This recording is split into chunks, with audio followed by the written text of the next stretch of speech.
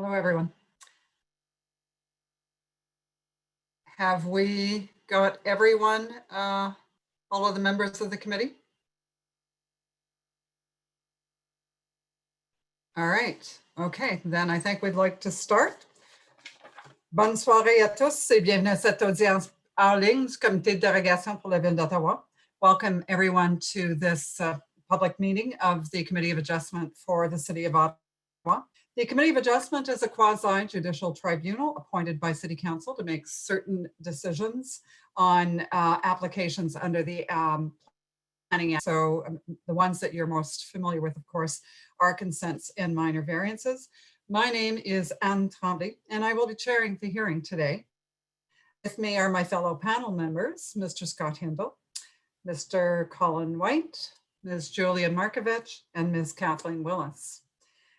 For tonight is committee staff, and I'd like to introduce the Deputy Secretary Treasurer, Ms. Warna Brenning, who's joining us, and our coordinator, Ms. Cheryl Williams. Thank you very much. Please take note that this hearing is being video conferenced and is being streamed. You can access both the video and the agenda for this evening. It'll be archived on the city's website. So if you'd like to access either of those, you can do that. Before I start, we have a number of comments to make or information to provide to you. And then really to start that, the committee recognizes that the issues surrounding development around the city are quite broad. But the committee's mandate itself is quite limited.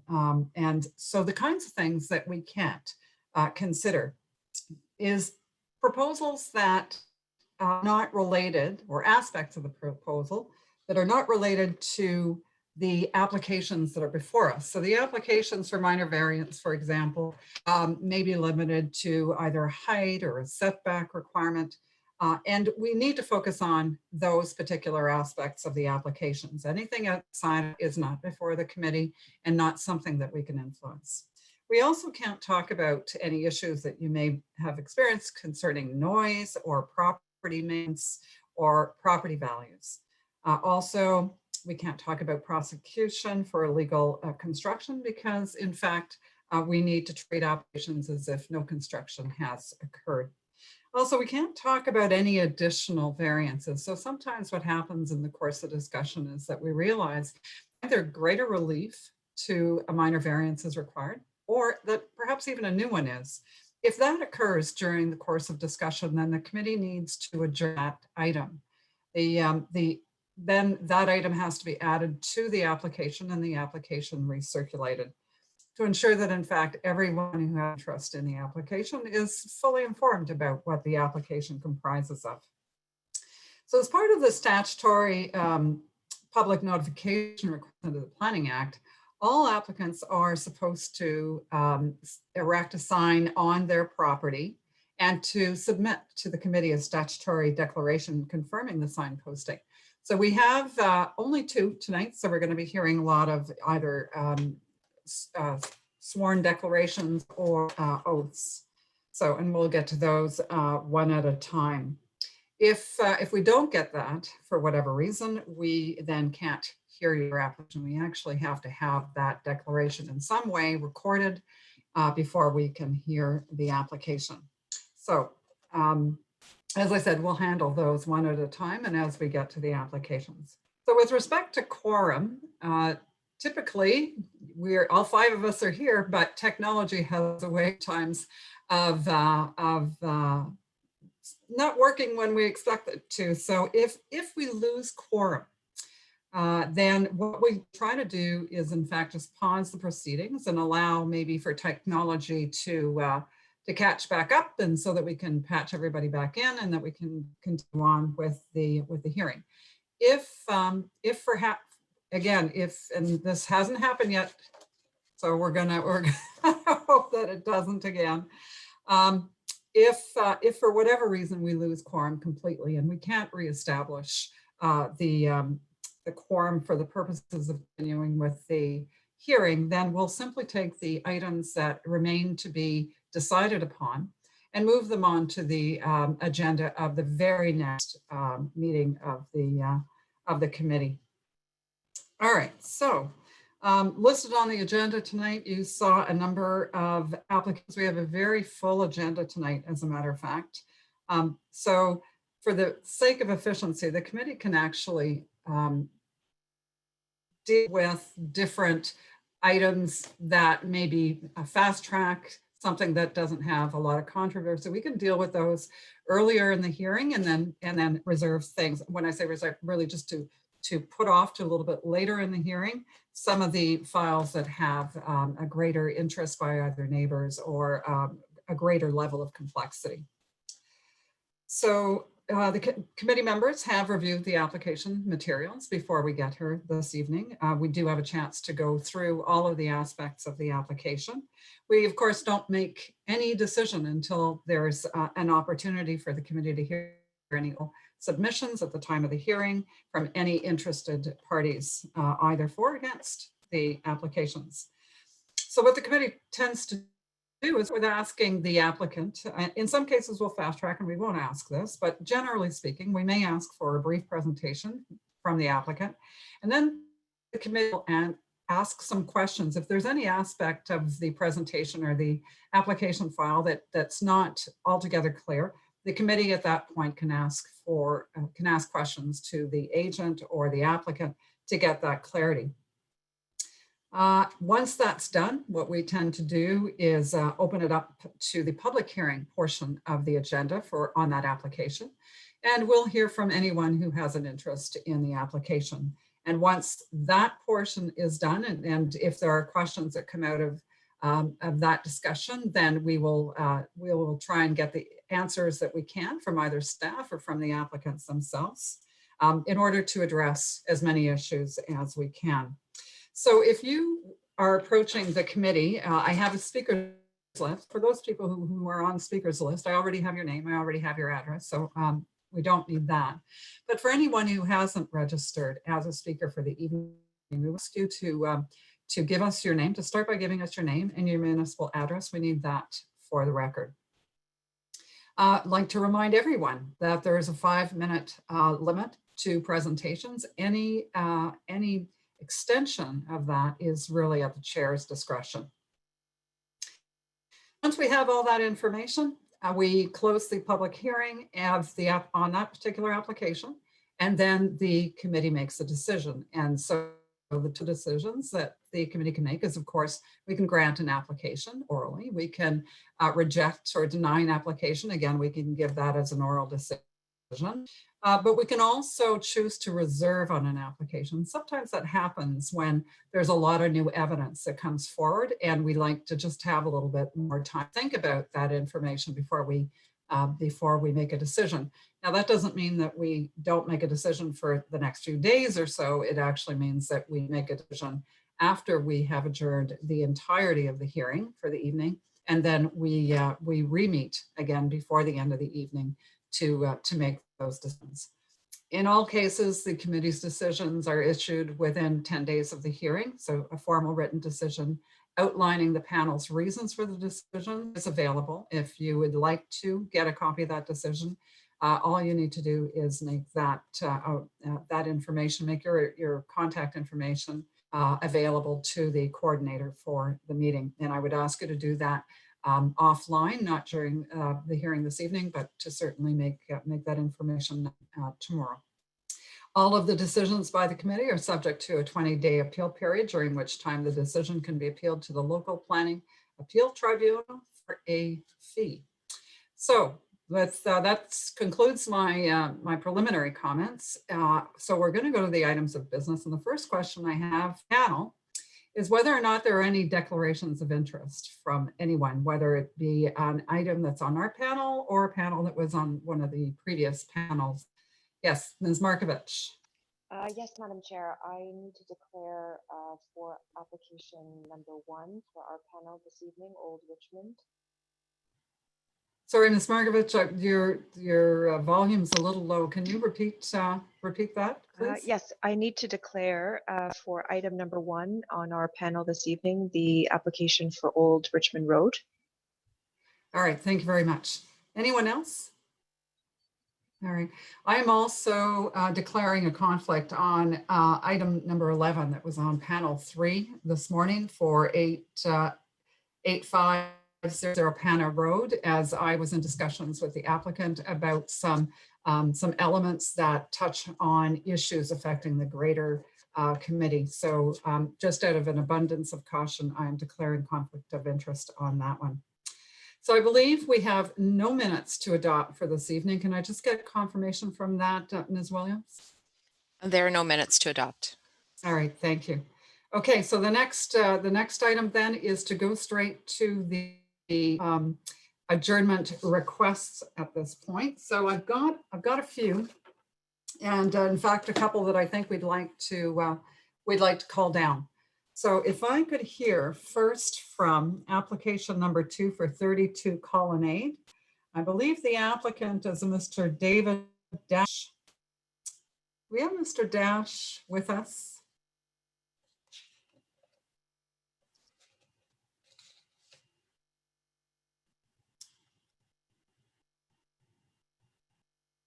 Mr. Dash, are you available? Yes, I see that you are. I know it takes a little while to come on, so good evening. Mr. Dash, you're on mute, so if you could just unmute your microphone. Okay, sorry. All right, no wishes. So we have, you've read the staff report, I suppose, on this application? I've received email correspondence from the staff in regards to hydro and planning and stuff like that. Yeah. So I've seen some of it, but I haven't seen maybe what you're looking. I haven't seen anything regarding the adjournment request. Okay, so we're just asking whether or not it makes sense to adjourn in this case, because our understanding is that staff still has some concerns with regards to maybe what the parking requirements might be, or how this relates, how your proposed use relates to other uses on the property. Was that not discussed with you? Well, not really, no. The parking, I sent a document today. As far as I can see, there's no issues in regards to the parking. 88 spots, and according to the calculations I went through the bylaws and everything and the zoning requirements for parking, and it comes out to 82. So I don't see any issues around the parking. All right, so I'm going to ask Mr. Hodgins if you could just maybe, first off, Mr. Hodgins, good evening. Have you had a chance to review the material that's been provided by Mr. Dash? Through you, Madam Chair, I did receive some parking calculations, which I did take a look at quickly. It's difficult to confirm based on what was provided. I did not see on those documents how many spaces are available, and I would need to see likely a plan to confirm that in the unit counts. Staff requested or put the comment in on the adjournment for this application, a bit of an unusual one where no external plans were circulated. So as noted, we are unable to verify the gross floor area for the larger requirement, and the parking rates would be met. We put that comment in as discretionary to make the committee aware we don't have any information on those items. Unfortunately, the parking information submitted, I did take a look at the numbers, and it looks like it may be okay, but some of the numbers need to be tweaked a little bit, and I didn't have any further plans to review. All right, so Mr. Hodgins, is there a risk here that quite possibly Mr. Dash might require another minor variance? Is that a possibility here? Through you, Madam Chair, again, it's tough to tell. I did take a look at the parking requirements and came to a similar conclusion that, I think my result was approximately 84 spaces based on the numbers provided. I don't know how many spaces are actually there currently. So for the parking requirement, I don't have a full understanding of how many spaces are provided and exactly what uses are broken down by the parking requirement. So it is possible that if this is granted, then and there's deficiency in parking spots, then an additional variance would be required. Unfortunately, I just don't have the information on the parking. Based on the other issue for the gross floor area, based on the uses provided, I don't see any other uses in that list which would count towards that requirement. So for that one, I think it would be highly unlikely additional variance would be required. It would just be the parking with the possible issue. All right, okay. Any questions from the panel on this? That's what I'm trying to ascertain at this point, is whether or not we provide staff with the opportunity to do that additional analysis and put off this, this application to the next meeting. Thoughts, anyone? Yes, Ms. Willis. Just not without getting into the a lot of detail about it, Mr. Hodgins, I'm just wondering whether or not this kind of use, a karate facility, has larger than normal, than regular parking requirements that would normally be found in this kind of a facility. And if so, whether that means that you would like to take more time to look at it, or is it something that's pretty standard in terms of the uses that would otherwise occupy the space that the karate facility is moving into? Through you, Madam Chair, the parking requirement for instructional facility is 3.4 spaces per 100 square meters, which is slightly higher than the office, which is 2.4 parking spaces per 100 square meters. That being said, I believe the space being discussed is relatively small in terms of how that would impact the parking rate. Really, in staff's opinion, we would probably like to defer to the applicant on this one with the adjournment request, given that so long as they're aware that should this be reviewed at building code and come back deficient, that they may have to return for another variance. I think we're comfortable with proceeding so long as both parties are aware that it could be an issue. Again, we're not confident that there is, we just don't have the information available. Okay. Thank you. All right, thank you, Mr. Hodgins. Mr. White, I see you have a question. Thank you, Madam Chair. Either the applicant or Mr. Hodgins could answer the question. What's the space currently occupied by? What do we have in that space that's going to be taken over? What's there now? Can you hear me? Should I? Yes, Mr. Dash, please go ahead. So there was a company called Max Tech, I believe, that was in there, and they were doing some type of testing of food, I believe, or something. It was highly underused. It was in really poor condition. They looked like there was 3 people working in there, you know, and obviously many poor people could have been working in there.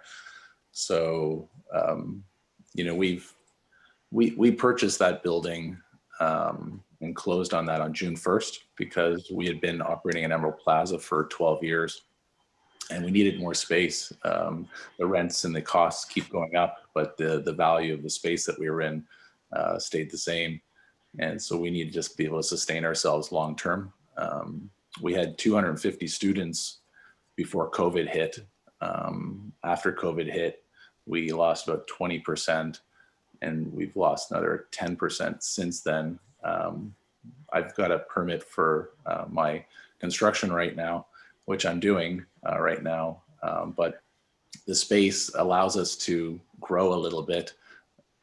Hopefully, post-COVID, we can grow again back into that space with 2 training areas instead of always just having 1 training area, which provides, you know, the students with better times in terms of their classes and stuff. If I can address the parking, maybe just to help clarify a little bit, there's an enormous amount of parking there.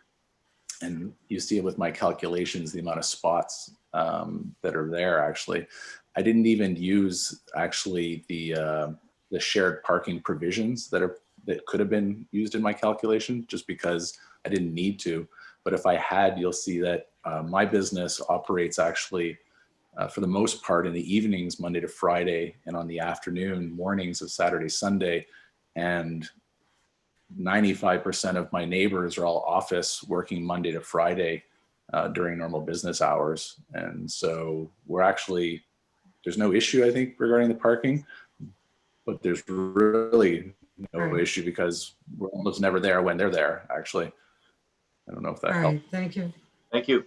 Yeah, that's helpful. Thank you. Any other questions then before we decide? All right, I'm going to propose that we not adjourn this and that we actually hear it as a part of our fast track line. All right, we're all good with that? All right, so Mr. Dash, don't go far because I don't think it'll be that long before we're back hearing your application. All right, thank you. Okay, the next one that I'd like to call down is 605 Matina Way. And I believe the person that I need to speak with is Mr. James Ireland.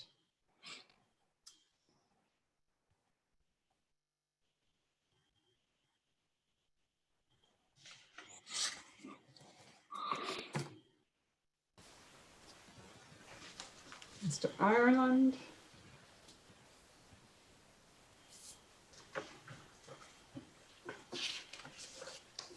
Hello. Good evening.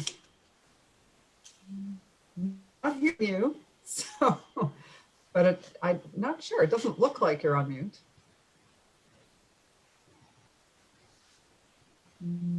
Still not hearing you.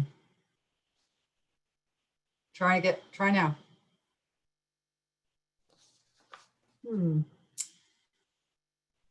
No, I'm not. Okay.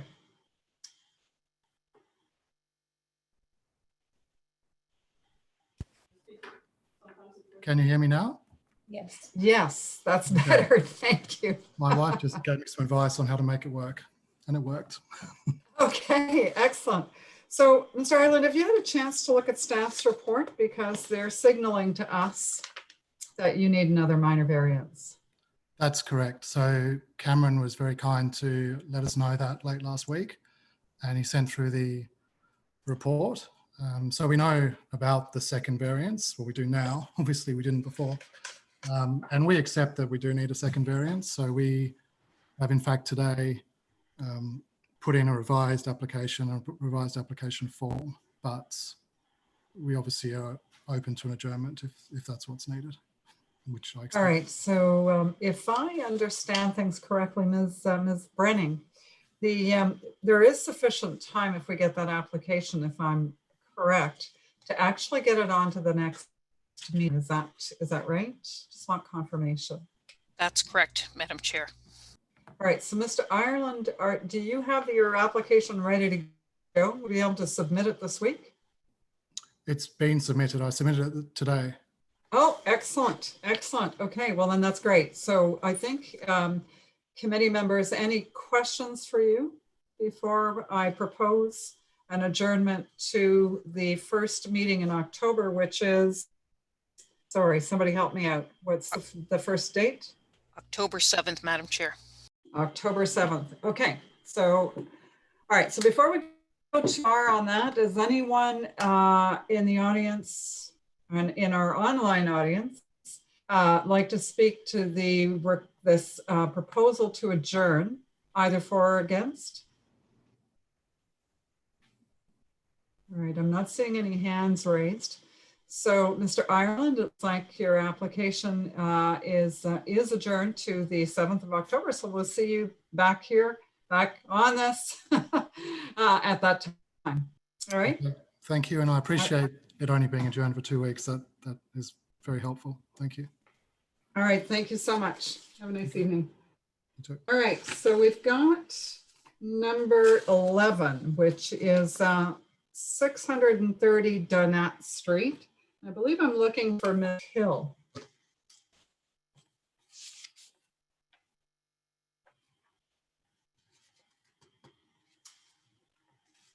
Ms. Hill?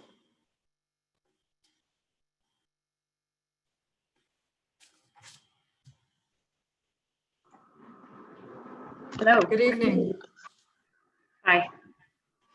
So, Ms. Hill, I take it you've read the staff report. We've seen a legal opinion that came in late today or midday or something like that. So, as you know, there are still some concerns regarding the need for another minor variance. Did you want to address that? Yeah, so there were 3 points raised in the staff letter, and I think staff is in agreement that we've resolved 2 of them. And the one that we are in disagreement about is the one that I'll speak to now, which is to do with lot area. Planning staff are proposing that we need an additional application. So just to explain the problem, the proposal is for a semi on 1 lot, and we are not proposing to sever it. So 1 semi on 1 lot. The performance standards for lot area take into account that it could at one point be 2 pieces. So we need to meet the performance standards for both of those pieces on our now 1 lot. So I have submit 1 application for the 1 lot in order that at some future date, if it were severed, the lot areas would be in compliance. So it's necessary for the lot area performance standards to work in any kind of after severance scenario. And so for the whole lot, I've requested a change in the performance standards from 270 square meters to 220 square meters. That way, either side would then, if it was ever severed, would be fully in compliance. And I believe that the city staff are suggesting that in that case, I need 2 applications, but I've gotten the legal opinion from Gowlings that in fact our 1 application is legally sufficient to set a new performance standard for the entire geographic area of the lot. And I can say, based on my experience doing applications, working with Committee of Adjustment over the last 19 years, this is the process that we have used in the past when we needed on 1 lot to vary performance standards that would in the future apply to many pieces. So I would like to proceed today. So I just have one question, and I understand the logic, but then the zoning bylaw provisions are pretty clear that both lots, whether or not there's a reference application before us, in fact, needs to comply with the bylaw. And so maybe it's me who's misunderstood, but I thought that even with your reduction to 220 square meters, in the event of a severance, you would actually have the other lot still not really complying. And I think your argument, because I think it would be 235 square meters would be the requirement, right? Now your argument is if you, sorry? Well, then that other piece that would be slightly larger would actually exceed the performance standard at that point. I see what you're saying. Okay. All right. But I think what staff is saying is that, I see what you're saying. Questions from the committee? I'm sort of, yes, Ms. Willis. Just a comment. I see how this works. Basically, the worst case will be the smaller of the 2. That decision gets, I don't know if it actually gets registered on title, but applies to the entirety of the lot. In the case of a severance, it would survive that and it would apply to both lots, meaning that the smaller one would comply and so would the larger one. Right. So I have to agree. It seems to me, in my non-legal opinion, that we're covered in either case, because there's only 1 lot involved at this point in time. So I understand the position of Ms. Hill and her lawyer. All right, thank you, Ms. Willis. Mr. White. Madam Chair, I'm in full agreement with Ms. Willis and Ms. Hill with the application that would apply across the entire lot. I think the argument makes sense, and I'm prepared to support it. Thank you. All right. Other questions for Ms. Hill? Okay, I'm going to actually call on our staff member because I do want to hear their side with Mr. Hodgins. Thank you.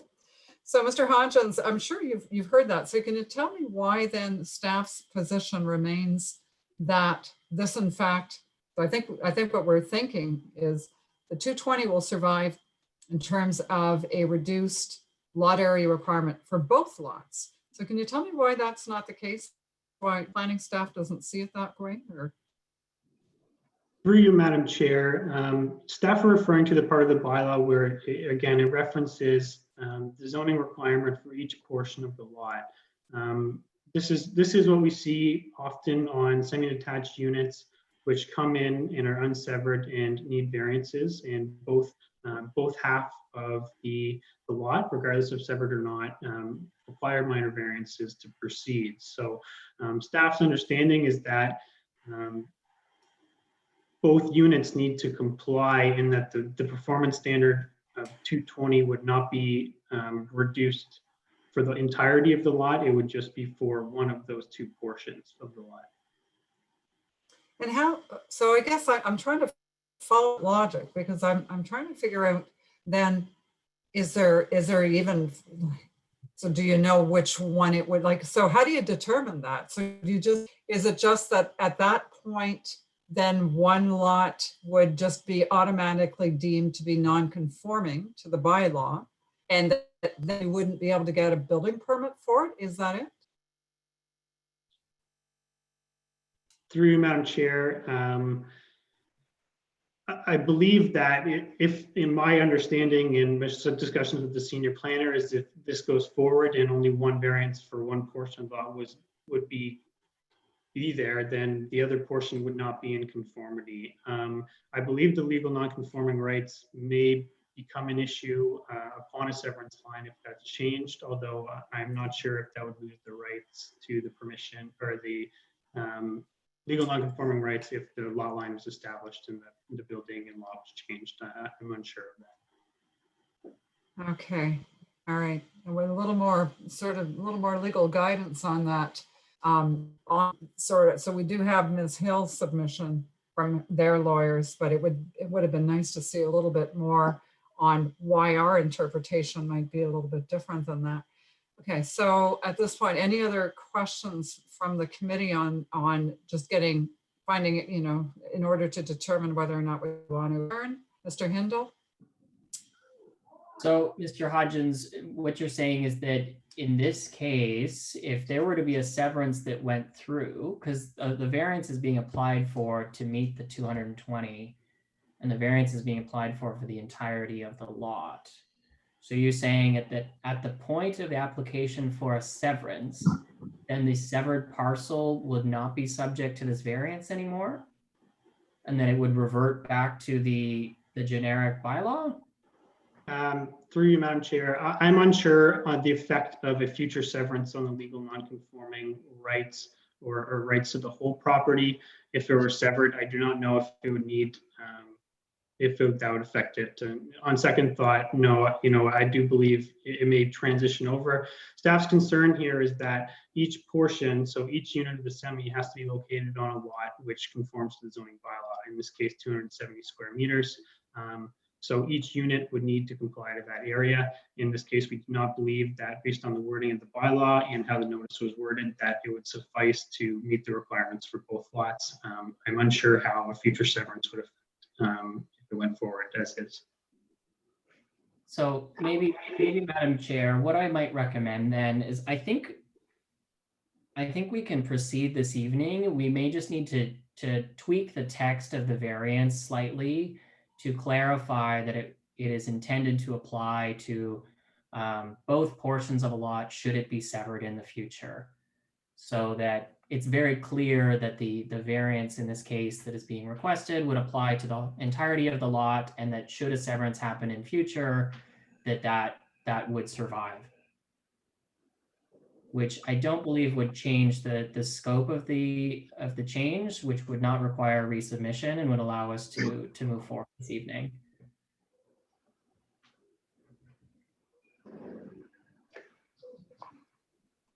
My clients would very much like to proceed this evening.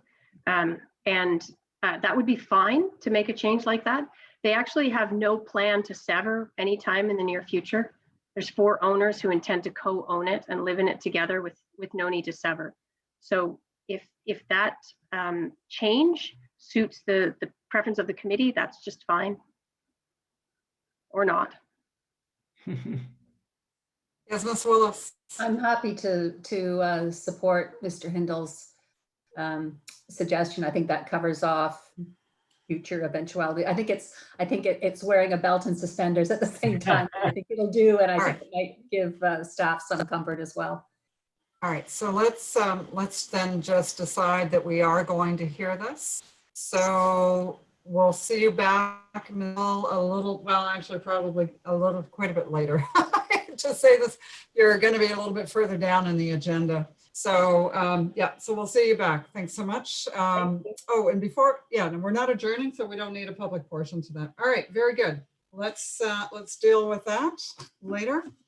Everyone, just so you know, there's a storm going on in my neighborhood, and I've seen my internet kind of go a little wonky on me in the last minute. So if you lose me, Mr. Hindle or someone else, if you wouldn't mind just picking up the reins and continuing. All right, so we now have applications 12 and 14 for 95 Belmont. The request for adjournment on this one is actually coming from a Ms. Riccio. And do we have Ms. Riccio here?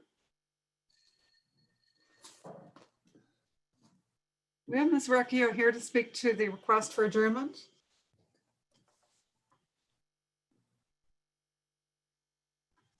I'm not seeing Ms. Riccio's hand or anything come up at this point. All right, if we have no one to speak to the adjournment, then in my mind, fellow panel members, we're just going to put it on the, okay. All right, well, okay, that's great. So that means that we're back to full presentations on a few things. Okay, that takes us then, folks, to our fast tracking applications. Let's start with number one. We're looking at 3861 Old Richmond Road, and I believe I'm looking for Ms. DeSanti. Are you with us, Ms. DeSanti?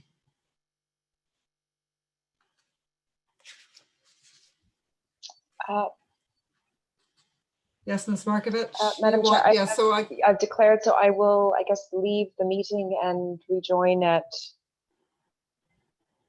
what time? Someone can let me know perhaps, and I'll just pop back on. Well, so is it possible then, Ms. Brenning, for Ms. Markovich to simply turn off her mic and her video? She's just not participating into this portion. Would that be sufficient, or do we need to ask her to step out? Madam Chair, I believe we have to ask her to step out. All right. Okay. Well, then, Ms. Markovich, I will look to Ms. Williams, if you wouldn't mind just sending a quick text to Ms. Markovich when we are back. All right. Yeah, not a problem. Thank you. All right. Thank you very much.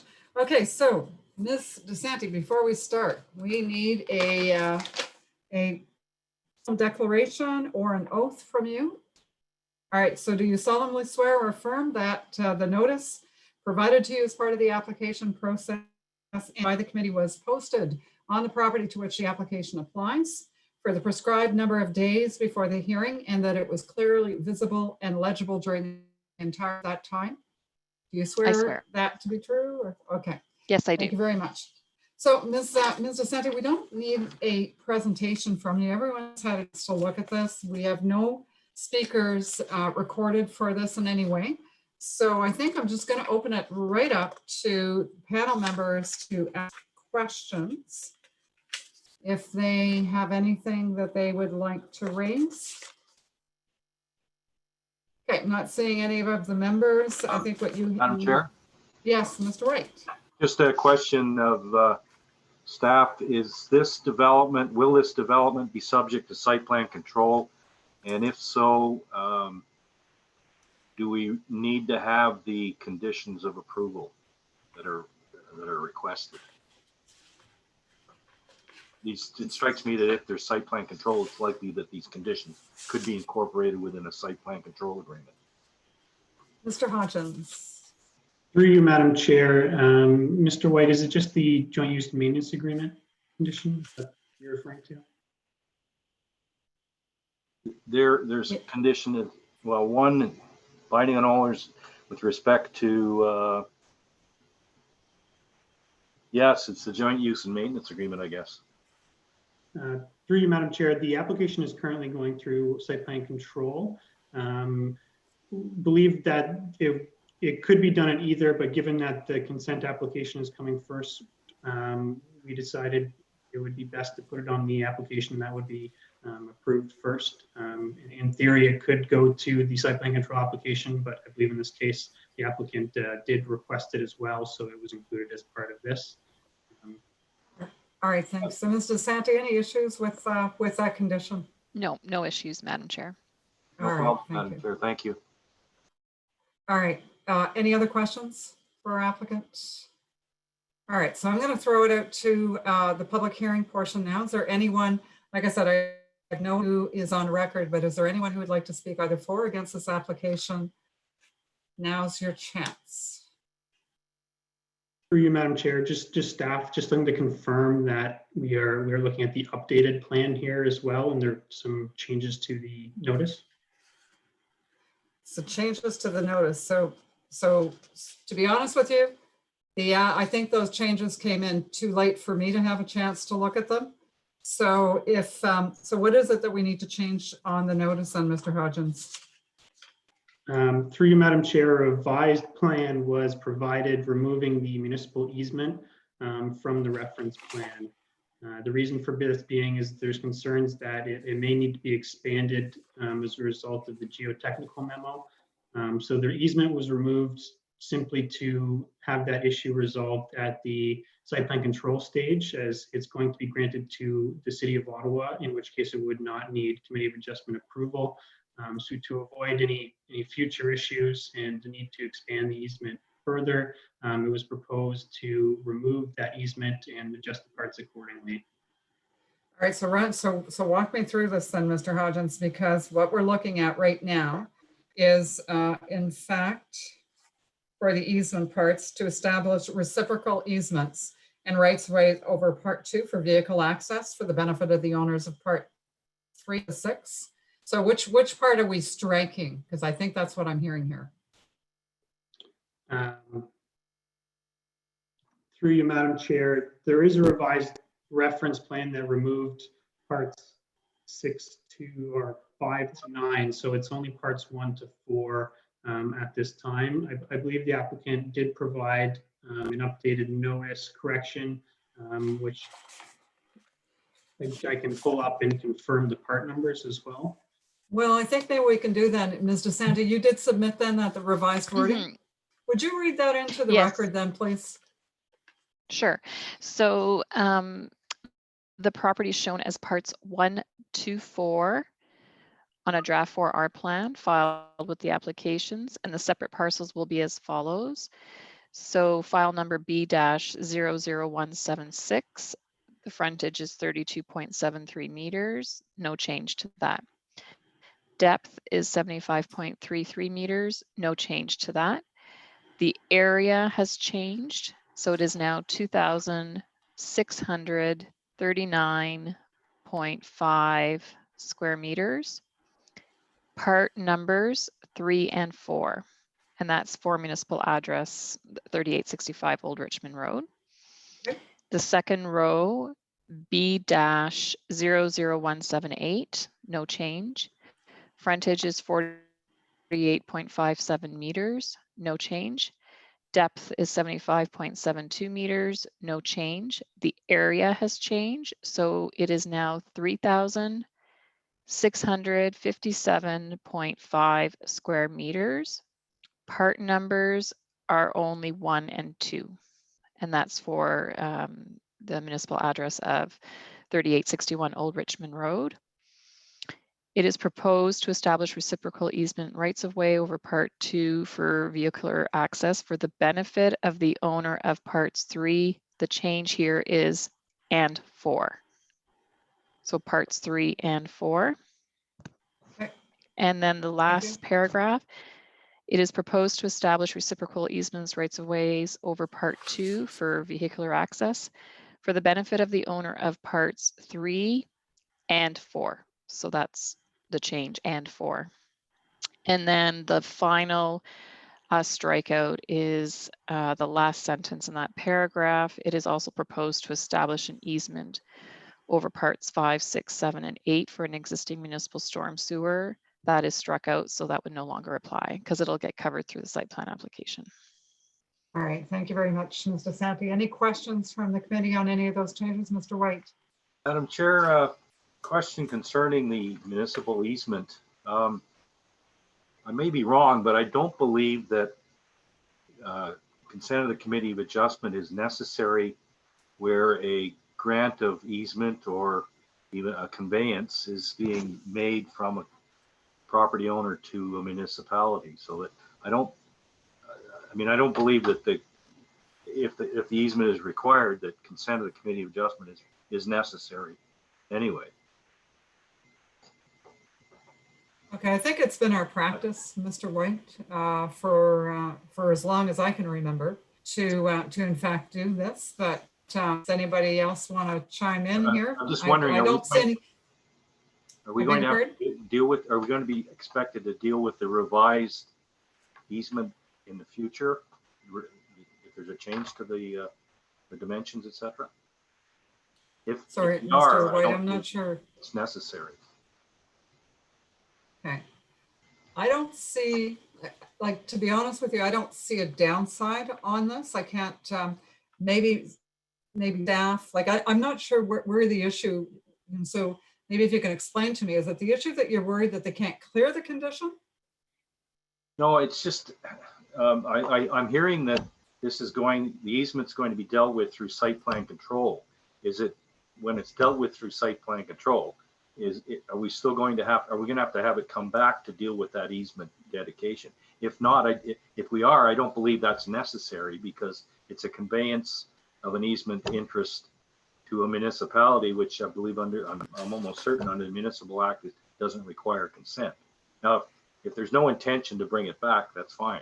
I don't have a problem with that. I think my sense is that this application is ahead of the site plan application for the same reason that we looked at the condition, I believe.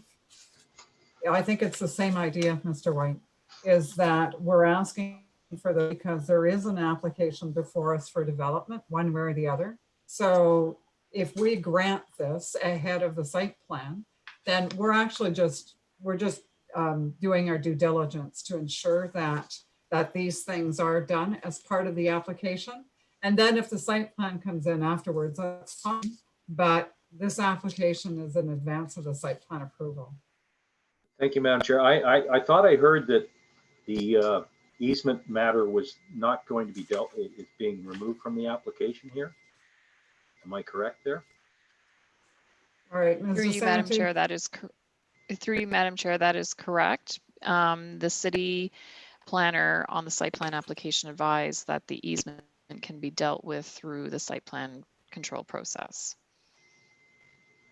So presumably we won't have to see an application that deals with that easement again. Correct.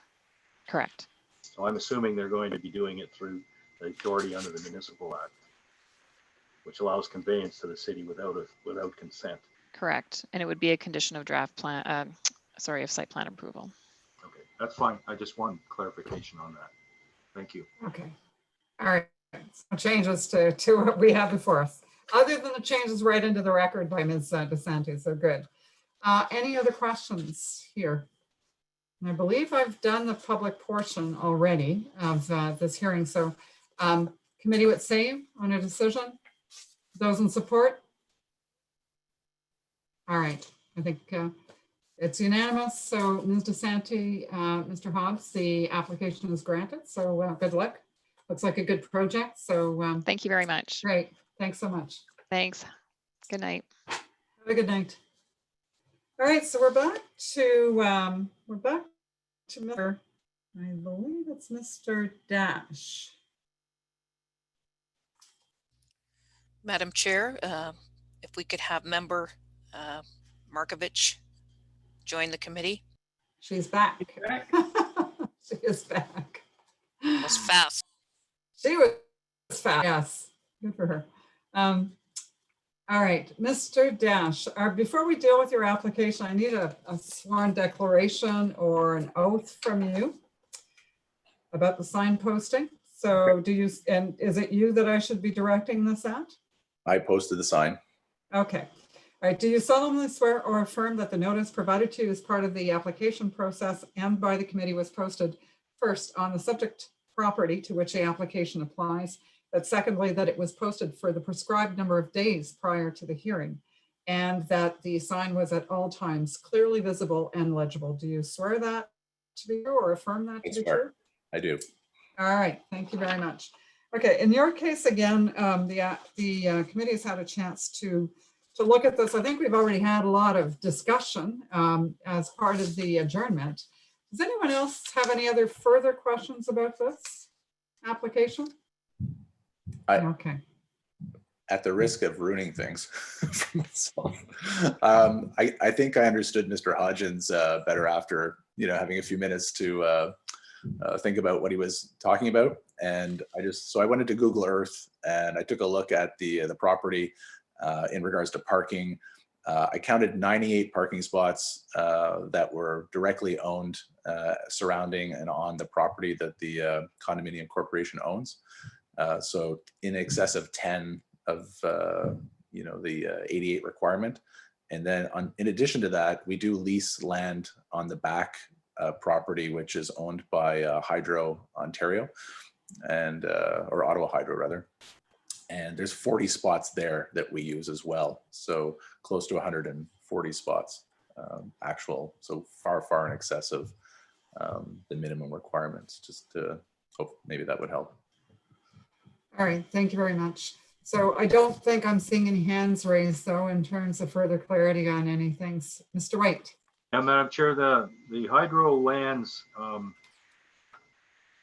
my recollection of the previous zoning bylaw was that the parking spots that were the spaces that were identified on the hydro lands were recognized in the zoning bylaw. I'm just wondering if the current zoning bylaw still recognizes those as provided parking for the development.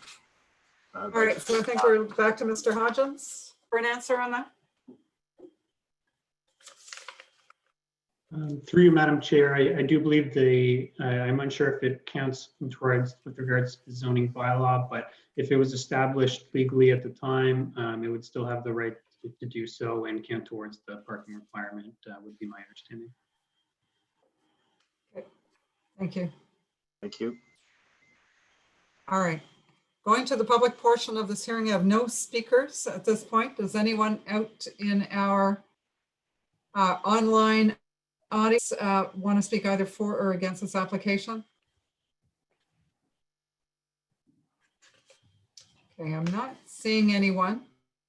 So committee, what say you? Are we approving the application? Hands up for an approval? Okay. All right, so Mr. Dash, the application is approved. And I believe there's nothing really further to discuss on your application. So good luck. I hope you do get some members back and that you do get a chance to grow your business once we're on the other side of this. I'm very positive, but thanks very much for everything. All right, thank you now. Have a good evening. Bye-bye. Bye now. Okay, we're looking next for 7 Crown Hill Street. And I guess the person I'm looking for is the agent, Mr. Partridge.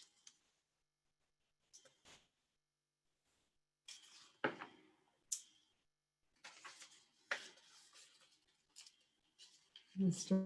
Partridge. Hello. Hello. Hi, so you are you're actually the owners. Yes, we are. Okay.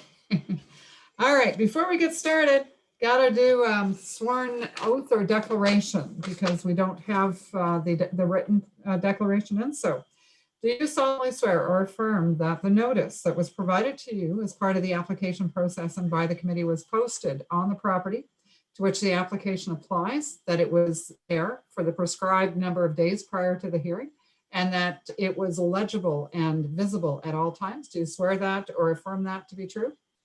Yes. Yes. Can you tell me which one? Are you swearing and affirming? I'll swear it. All right. Okay. Thank you very much. Okay, we've had a chance to look at your application again in depth. I'm actually familiar with the neighborhood. I was raised in that neighborhood, so know the property quite well without ever having to visit it. Does anyone have any questions for our landowners here on their proposal? Mr. Handel? I just really want to commend you with I see the letter that you provided to the neighbors. I really want to commend you for the outreach that you did and the very clear way that you explained it, I think, for neighbors. Was there anything that you heard back from that outside of what was already provided in the letters? We have heard back from a few neighbors, and all of the responses that we received were positive. Perfect. Very good. Thank Well you. done. I agree. That's very commendable that you went out with that kind of information to your neighbors. Thank you. I really didn't want to ask a question I didn't already know the answer to. So if any of our neighbors had any sort of issue, or I would rather find out a month ago rather than right now. That's very wise. It's very wise. All right. So I don't see any other questions from the panel. So, and I have no one registered to speak to this application. So I'm gonna call out though. Is there anyone in our audience or online audience that would like to speak either for or against this application? Now's your chance. All right, I'm not seeing any hands raised. So I'm going to go to a vote from our by our members. I'm looking for, I guess we're granting the application, looking for how many people are in support. All right, it looks like you have unanimous support for your application. We're going to wish you the best of luck on your development. And I'm just trying to see whether or not there's anything else that you've seen the planning staff's comments. Is there anything you need to know further, or do you want to, like, is there any questions that you might have for us? I don't think there's anything at this time. We will, we have to submit a grading plan for during the actual building permit process. So we'll have that. I don't think we have any other questions this time. Excellent. Thank you very much. And again, have a great evening. Thanks for joining us, and good luck. Thank you very much. Thank you. All right. Thank you. Okay, we're looking at next 103 St. Ambrose. And I think I'm looking for Mr. Pease. Pease. We have the agent for 103 St. Ambrose. I think we're looking for landowner again, Mr. Pease.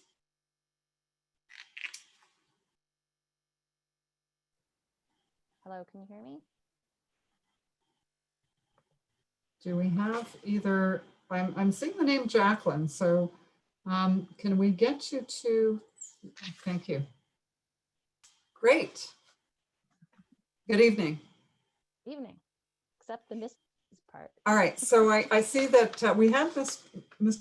Jonathan Pease. I take it you're replacing Mr. Pease as a speaker tonight, as a representative for this application? I always was the speaker. But it, Sorry, I think your volume is a little low, so I can, okay. You're not on mute, but you're a little low. I always was the speaker. Again, maybe it's just me. Is anybody else having trouble hearing? Yeah. You can try that again, just one more time. Okay. The speaker. Ah, it's got to be that. It's better. It's much better. Okay, so again, the committee's had a chance to read this application. Your statutory declaration is in, so we don't have to do that.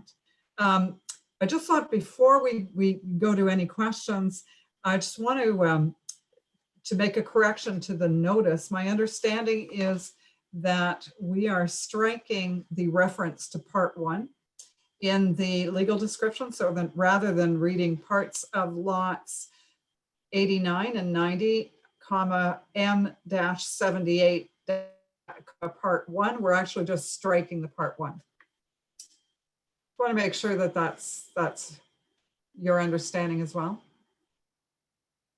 That's what I see in the planning report. Yes. Okay. All right. And you're in agreement. We can do that for the record. Yeah.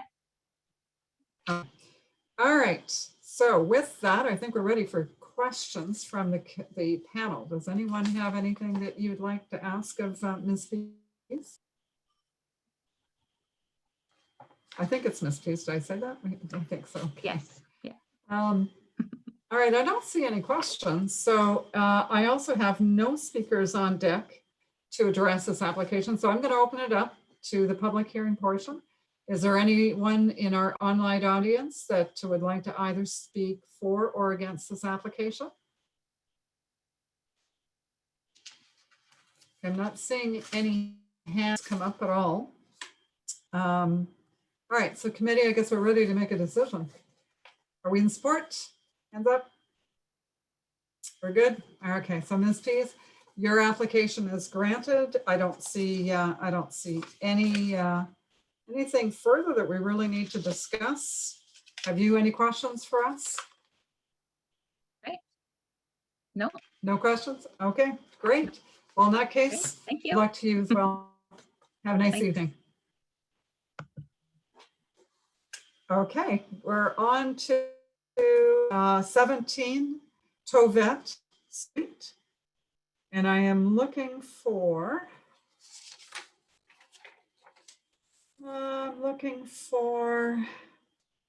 Monsieur Lavoie. Monsieur Lavoie.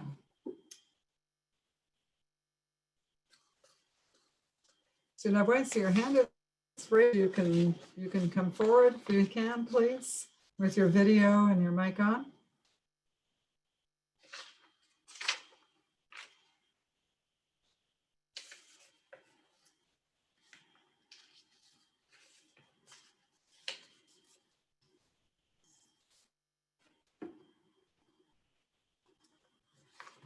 Hello. Okay, you're on mute. Good evening. Good evening, Madam Chair. It seems your camera must be what, on a television screen looking down on you. Is that how that's working? In our office in Albert. Yes. Okay, all right. So we've had a chance again to read your application, look through it. I don't think we need a presentation. Seems to be pretty straightforward. So I'm going to open it up to the members of the panel at this particular point in time to see if they have any questions about your consent application. Anyone have any questions for Mr. Lavoie on this? All right, I'm not seeing any questions. Excuse me, Madam Chair. Excuse me, Madam Chair, we do need a statutory declaration on this file. Oh, thank you, thank you. See, I missed, there was one that we had, and that seemed to be enough for me. Okay.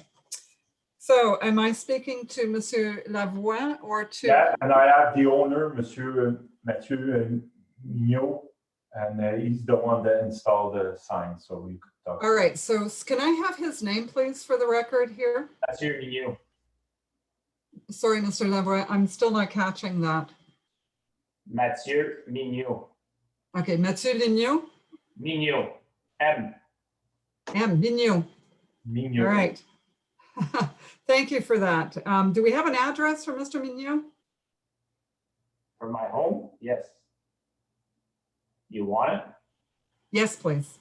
2604 Brickland in Cumberland, K4C 1R8. All right, thank you.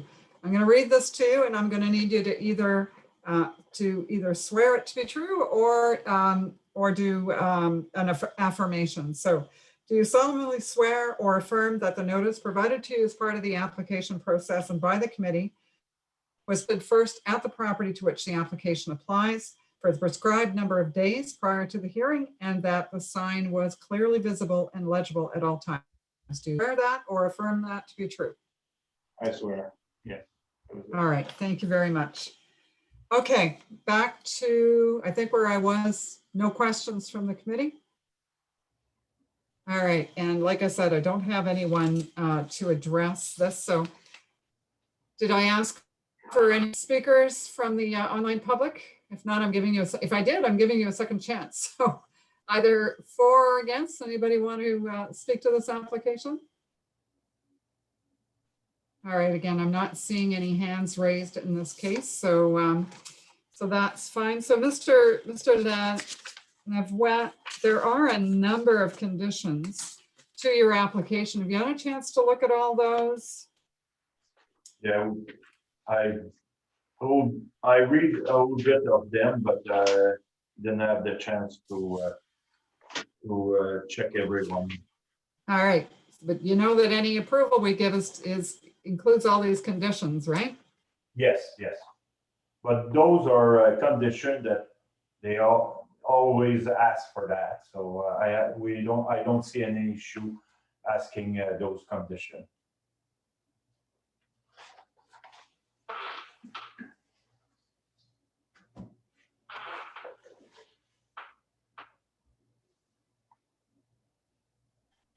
Are you waiting? Okay, sorry, I must have missed. I think I must have missed a couple of minutes. Are you in support of these conditions then? Yeah, we'll be able to meet those conditions because there are standard conditions. I don't see any problem with that. Okay, all right, thank you very much. So case committee, I'm looking for your position on this. Are we approving? Those in favor? All right. For the record, it is unanimous. We're approving the application. So thank you, Mr. Lavoie. And we're going to wish you good luck with this, with your, and I believe it's a severance. So good luck. Thank you. Thank you. Have a nice evening.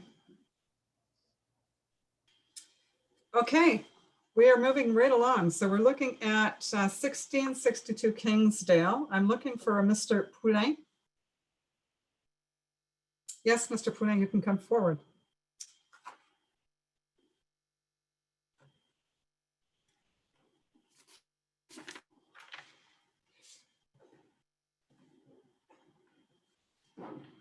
Mr. Poulain? Yes. All right, can you, great, thank you. We can hear you fine, so that's great. Yeah.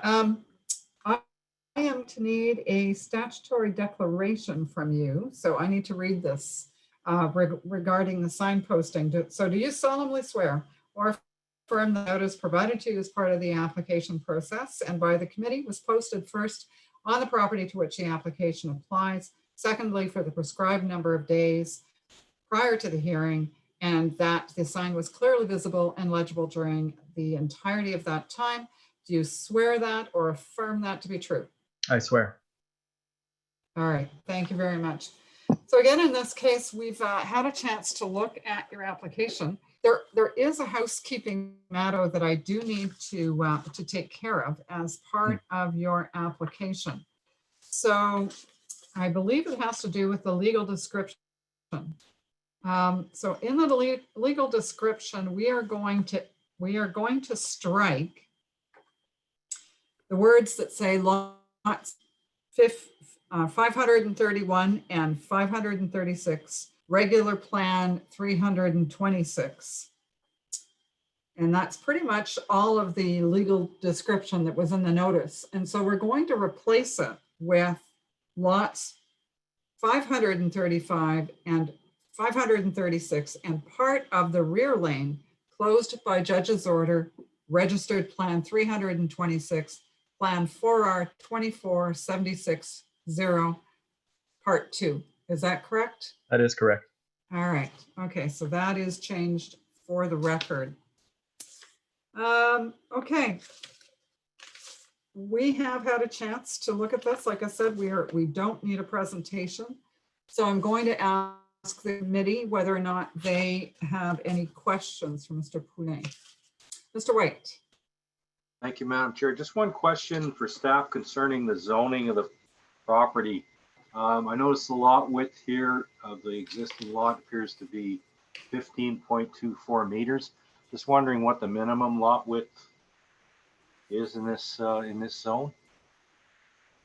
Mr. Ramirez, I believe the question is for you.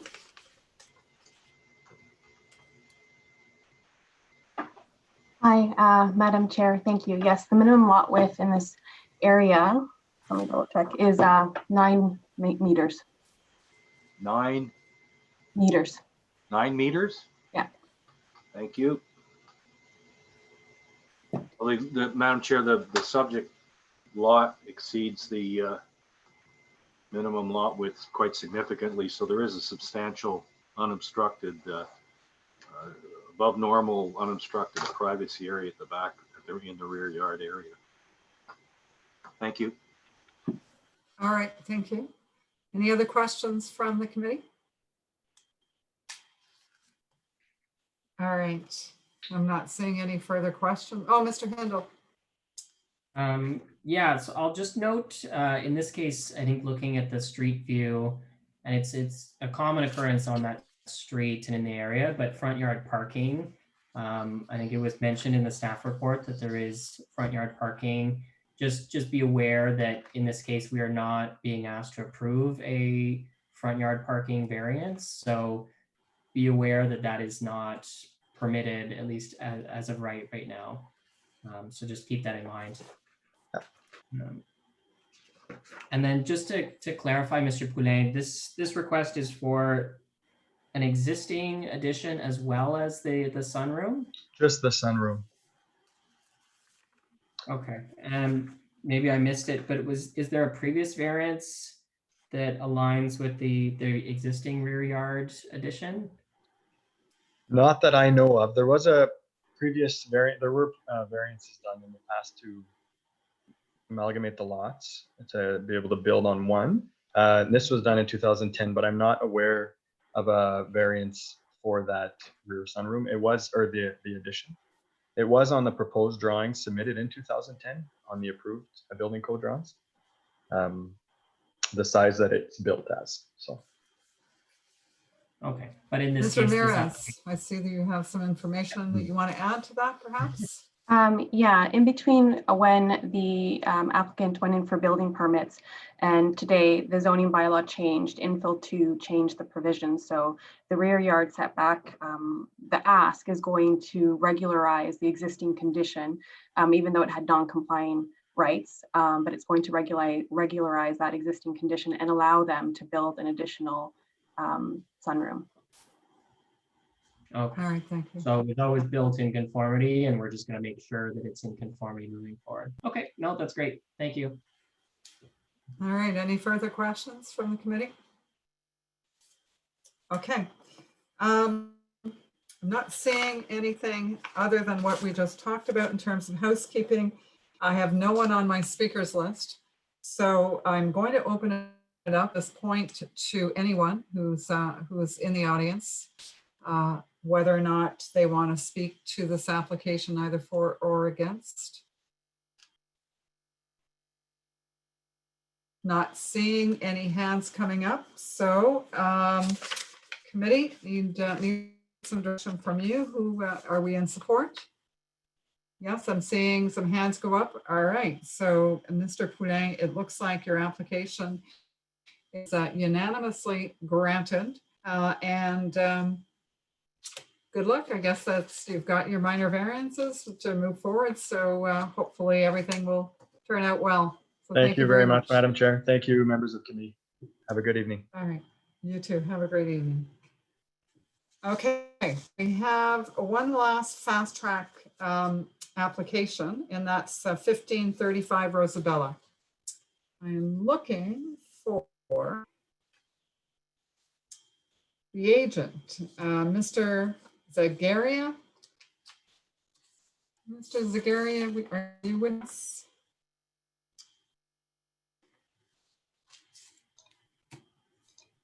Mr. Zagaria, there we are. Okay. Hi. Hello. How are you? Good, you? This evening. Good, thanks. Okay, I don't see anything in terms of having to do any housekeeping variances, but I do need to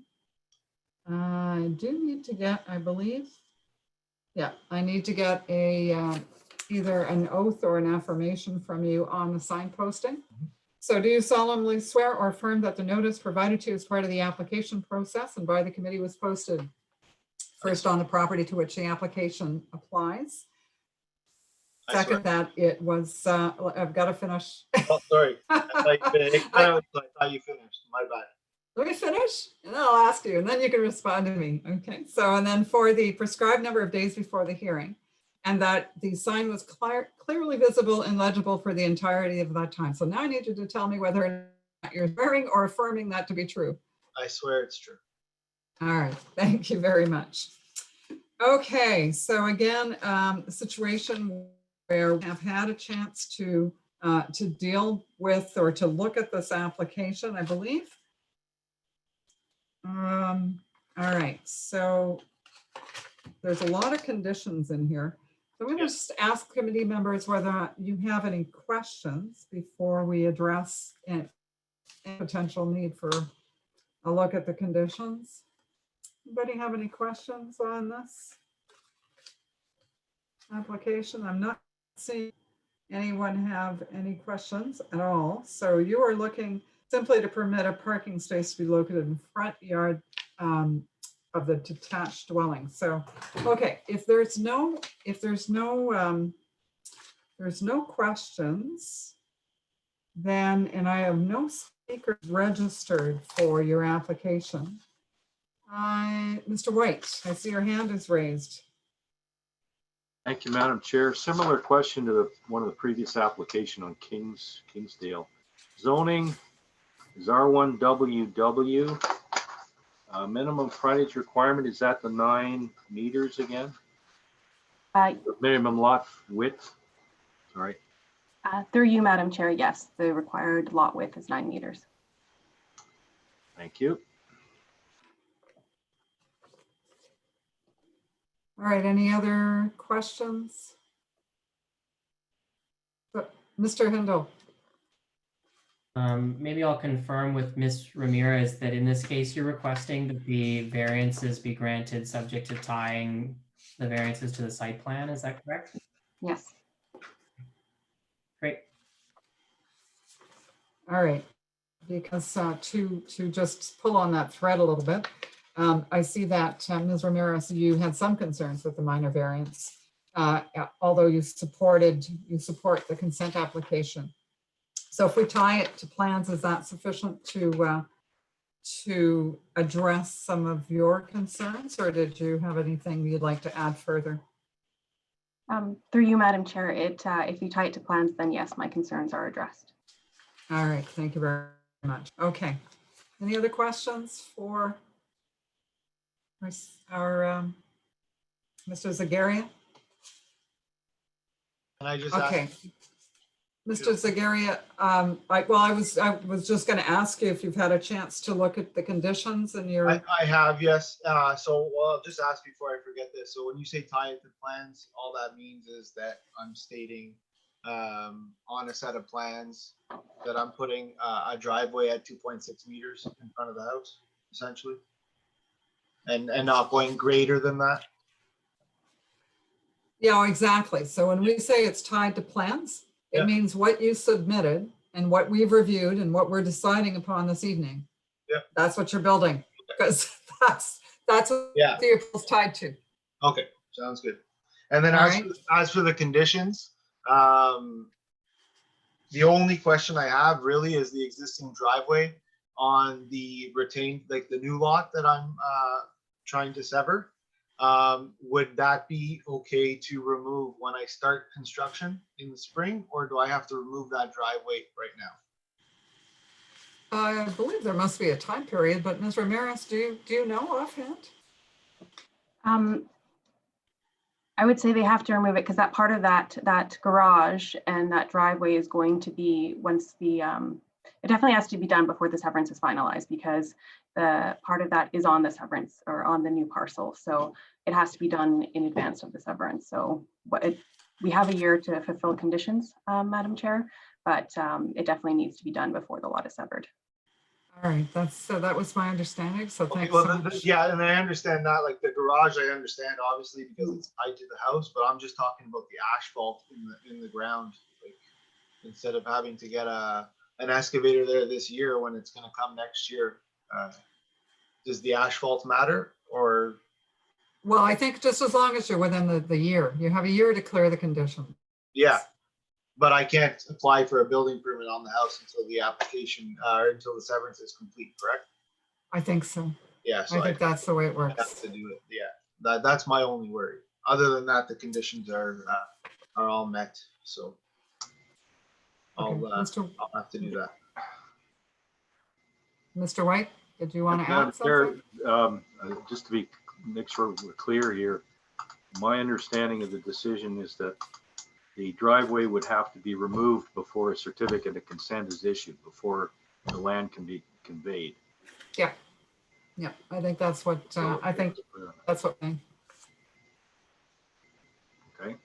Okay. Yeah, I would note that condition 3 is fairly clear that it's the garage as well as the driveway. Yeah.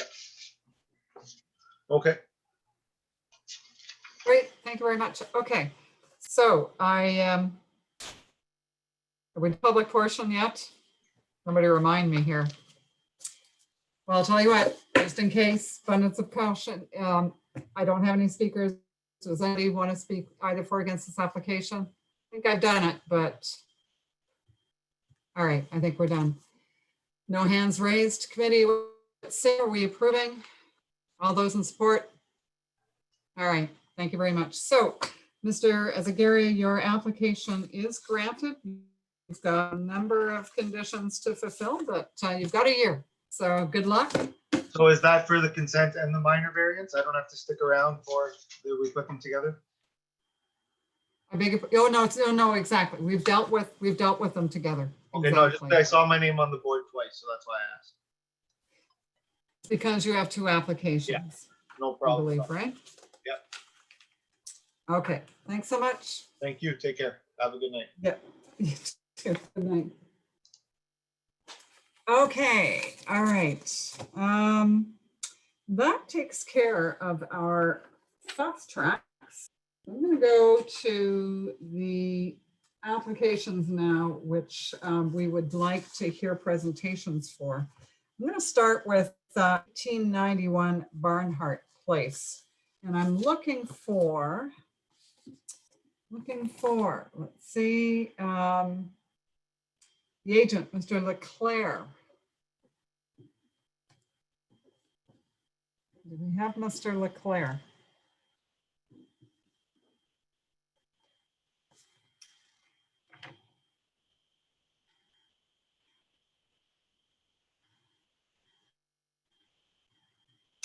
Monsieur Leclerc, vous pourriez nous joindre en vidéo, en micro?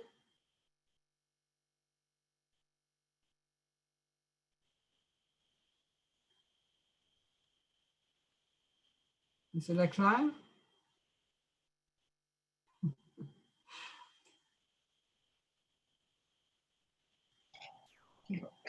Good evening. Good evening. So, Mr. Leclerc, we will want a presentation. Your statutory declaration is in, so we don't need to do that part. Okay. So I'm going to give you about 5 minutes to provide an overview of your application, if you could, please. Okay. Like I've applied, this application is to create 2 new parcels from the existing lot, which is located at 1891 Barnard Place. We're proposing to sever 2 lots. Both lots will have the same lot frontage of 18.29 meters.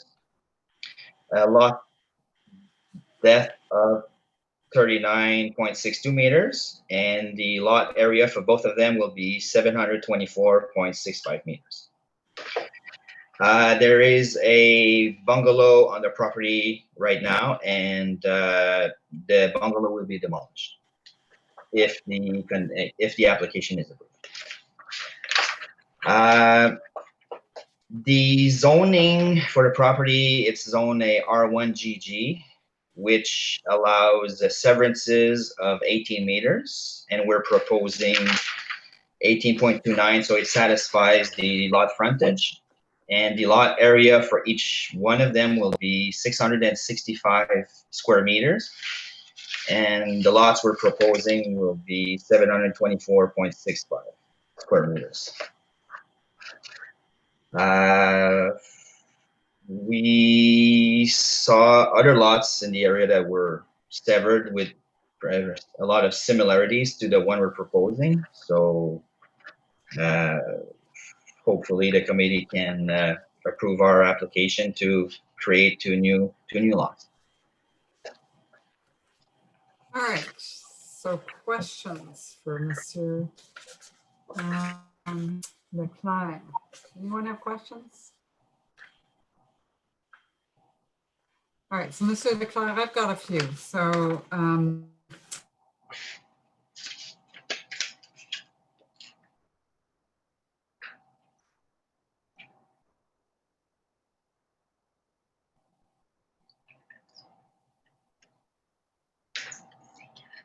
Oh, we lost the chair. Hello? Oh, okay. Good evening.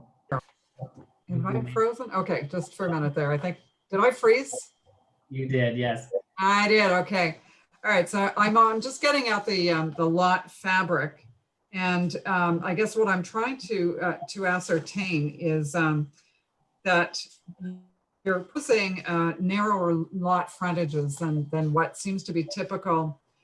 There is some nearby, but right across the street and on either side of you, there is. So can you tell me a little bit about the consultation that you undertook as part of your application? Did you talk to your neighbors? Did you, what did you?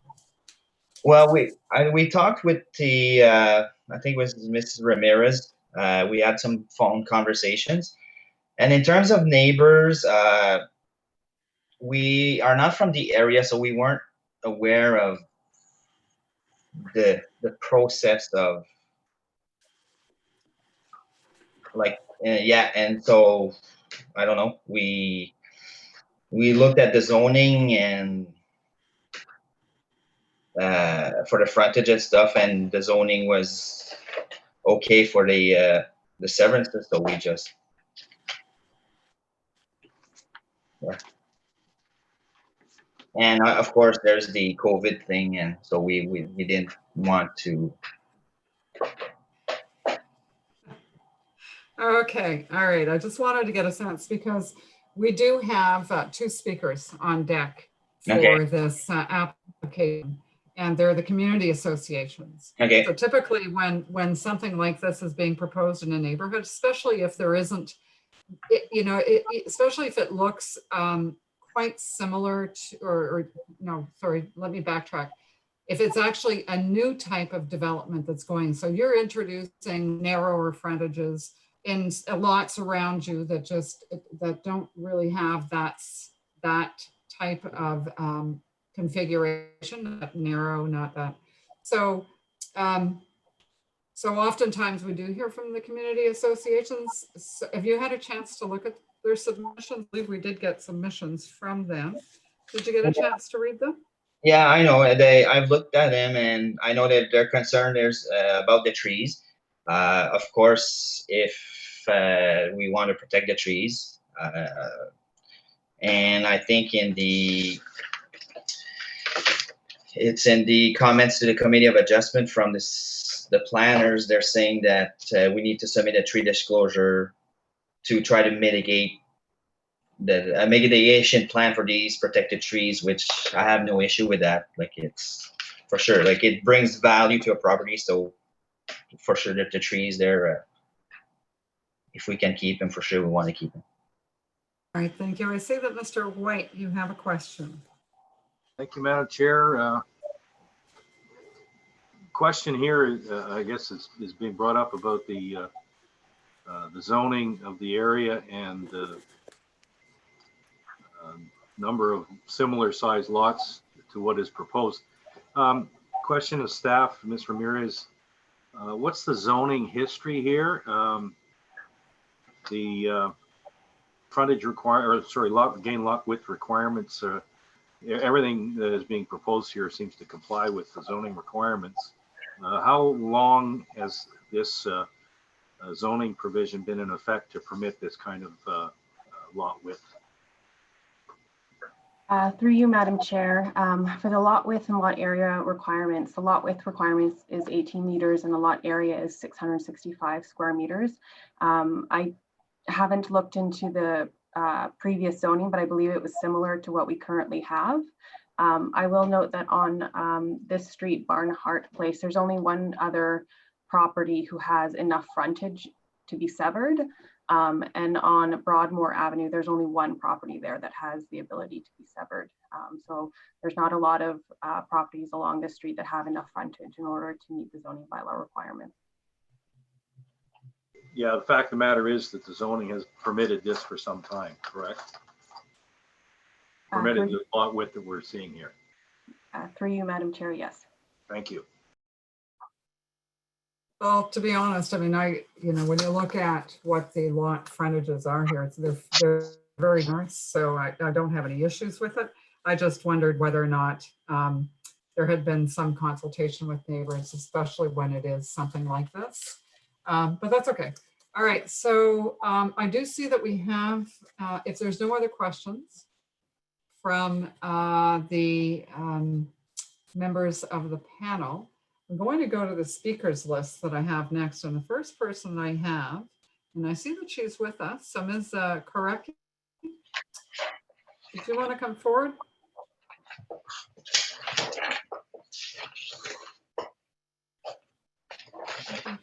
Yes.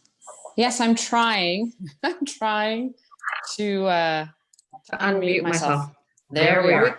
We can hear you. I'm trying to do the camera, but that doesn't seem to want to work up. Apologies. Okay. Apologies. The video. Judy. Okay. Yeah, apologies. Yeah, apologies. My videos does not seem to be working. What I would Ms. say. Korecki, can I just, before you start, I'm actually seeing two boxes that say, one is Judy Korecki and the other one is Jay Korecki. Is it possible that you've joined the meeting twice under two different names? Yes, I have. And the reason is that we were having a bit of a storm here as well. So I was trying to connect on my computer and on my phone, but I'll turn my phone off now if that simplifies things. And for some reason, my video does not seem to want to work. So apologies for that. Thank you so much for allowing me to speak. I think that the key issues that the Community Association would like to raise are and let me just see, I seem to be having a bit of a blowback. So let me just try to get off my phone entirely. So yes, we take no exception with the zoning, and we recognize that the proposed severance would result in two lots that just meet the zoning. But the reality is, as the chair pointed out, this is a community where the lots are far larger than the zoning. And so what you have across the street is a lot that is 120 feet across, and the other lots on the street are all around 100 feet. So this would be a lot that would be half the size of the lot facing it and approximately 60% the size of the other lot. So we do not believe that it fits in with the lot fabric. We do feel that there's an issue we'd like to raise with respect to to Lucy Ramirez's report, which I see has been approved by her superior, Sean Moore, and that relates to the corner lot provision.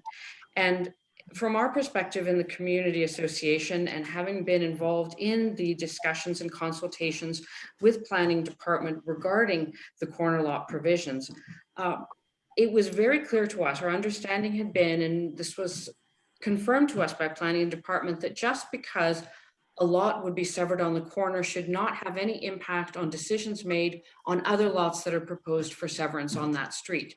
In this case, none of the corner lots that would be allowed for severance, according to the schedule that's been set up for Alta Vista, and Faircrest Heights have been severed. So we believe that the comments regarding the corner lot provision are a little bit specious in this particular context, because the comment is that, well, because these corner lot provisions are limited to certain streets in Alta Vista, and we're the only neighborhood in the city of Ottawa that has these kinds of limitations with the corner lots, that it is anticipated that some intensification would take place on Barnhart. And it almost seems to lead one to say, well, if there's a possibility that something else would be developed, then this should be a rationale for this proposed severance. And I think that there's a very fine point on this, but in our mind, we don't believe that's a relevant argument in this situation. The Alta Vista Community Association also takes issue with this. And just for awareness, we have reached out to Councillor Cloutier, who was very much supportive of the limitation of the corner lot provisions in Alta Vista because of the character of the neighborhood. The last point that I would raise is with respect to the trees. We hold that it would be important to try to maintain the trees. The two trees in the back are very much in the far corners. We don't see how they could have any relevance to developing two houses on those lots.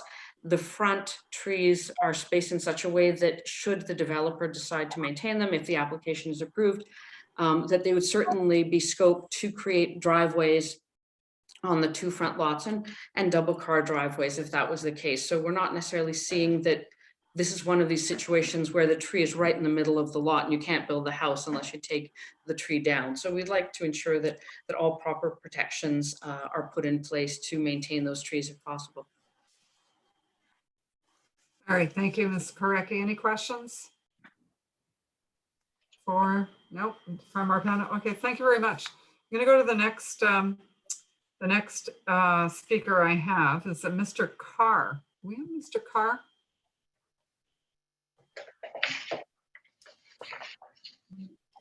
I'm not sure if we have. Were you asking for Mr. Kidd, perhaps? No, I'm asking for Mr. My Marty apologies. Carr. Mr. Marty Carr. That's who I've got on my list next. And we're going to give him one more chance, Mr. Marty Carr from the Alta Vista Community Association. I believe that is the president of the AVCA who I am appearing for. I am also. Okay, so Mr. Kidd, why don't you come forward then, Mr. Kidd, because we're not seeing Mr. Carr, so come on up. All right. I do not have video for this. Are you receiving my audio? Yes, we are. So can you please again so I don't have you on my list, so I need you to state your name for the record. I need you to give me your municipal address, and then if you could please tell me if you're representing a community association. Certainly. The name is David Kidd, K-I-D-D. The address is 1478 Caton, C-A-T-O-N Street. That is in Ottawa, K1H 6J4. And I am representing the Alta Vista Community Association.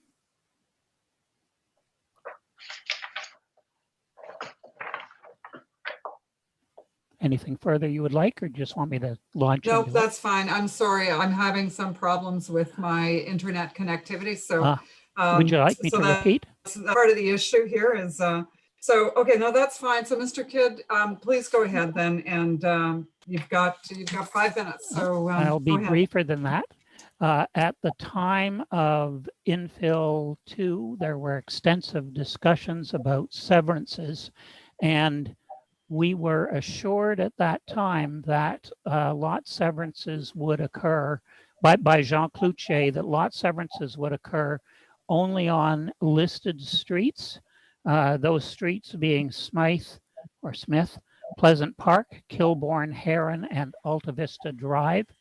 And in fact, I have a memo from Councillor Cloutier's office from then that said, in reviewing the Alta Vista Faircrest Heights secondary plan, the staff have confirmed, this is planning staff, have confirmed that the overall policy direction of the second plan provided for limiting is to limit minor residential development to defined streets. I would like to draw your attention to the recommendation that acknowledges the Alta Vista Faircrest secondary plan, but inserts the secondary plan within the infill 2 policy. So our belief is that that was clearly an assurance that severances of lots would be limited to those streets, and that this particular severance would not occur. And that was an assurance both from the planning department and from Councillor Cloutier himself, both in writing and in publicly addressing the AVCA. That's Thank the you, Mr. extent Kidd. of what I have to say, and I can't really go beyond it except to say that is what we were told. All right, thank you, Mr. Kidd. Any questions? All right, I'm not seeing any questions. So, okay, well, thank you very much for your submissions on that. I'm going to see whether or not there's anyone else who has any interest. So calling out to anyone else. I have no one else on my speakers list. So if you have an interest in this application, for or against, please come forward.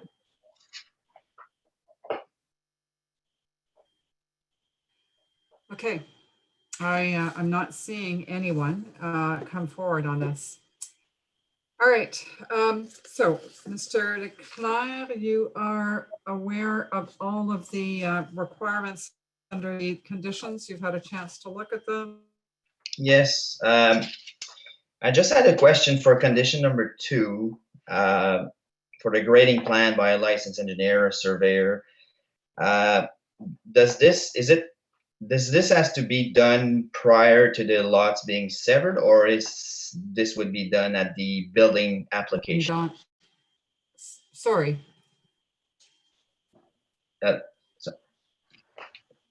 Should I Sorry, start over? Mr. Leclerc, could you repeat that again? I must have lost connection for literally a couple seconds, but that seems to be enough. So if you could. Yeah, I just had a question for condition number 2, like a grading plan. Does this need to be done prior of the lots being severed, or this can be done at the building application if the consent is granted? No, you need to do it as part of the clearing of the conditions. So you've got to get it done. Got it. Okay, perfect. That's it. So Ms. Ramirez, any other questions, Mr. Leclerc, before we go to Ms. Ramirez? No, no, I don't have any questions. All right, thank you. Ms. Ramirez, I did see that you had your hand up.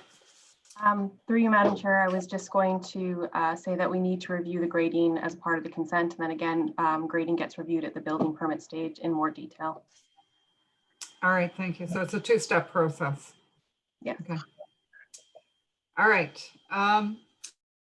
Just want to respond to Mr. Kidd. Mr. Kidd, you had did mention that there were some assurances provided in writing at some point, I guess from a counselor's office, and you said maybe planning staff had been involved, that there would be no severances moving forward on given streets or limited. So that, in fact, from everything in my experience, is that as landowners, we all have the right to apply for a development application under the Planning Act. Doesn't mean you're going to be successful, but you do have the right, one way or the other, to apply to undertake some development on your land. So providing assurances that no one's going to come forward with an application and get a severance is really not something I think that's even really possible. So it's unfortunate that you would have had that kind of correspondence, because I haven't read it. Maybe to me, there's maybe part that I'm missing in there, but I don't, like I said, I think it's unfortunate that somebody has seemingly provided some guarantees, because that's really not, certainly not the way the Planning Act works. The Planning Act allows any owner of land to come forward with development applications. doesn't mean they get what they want. It just means that they have a right to. And then they're all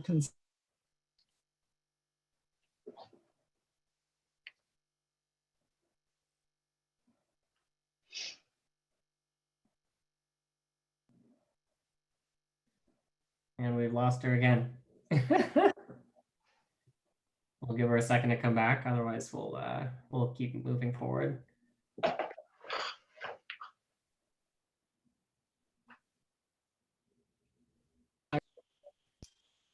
All right, so I'm back, but I don't know what's going on. It's just like in and out and in and out. So my apologies to everyone. I was just suggesting to Mr. Kidd, and I don't know where I cut out, but I was suggesting to Mr. Kidd that in the future, if he would like the committee to be aware of any of that correspondence and give us a chance to review it, that he provided to us ahead of the meeting. So that would be helpful to the committee. Okay. So I do need a decision from committee members on this application. Does anybody want to speak to it at this point? Mr. White? Mr. White, you are on mute.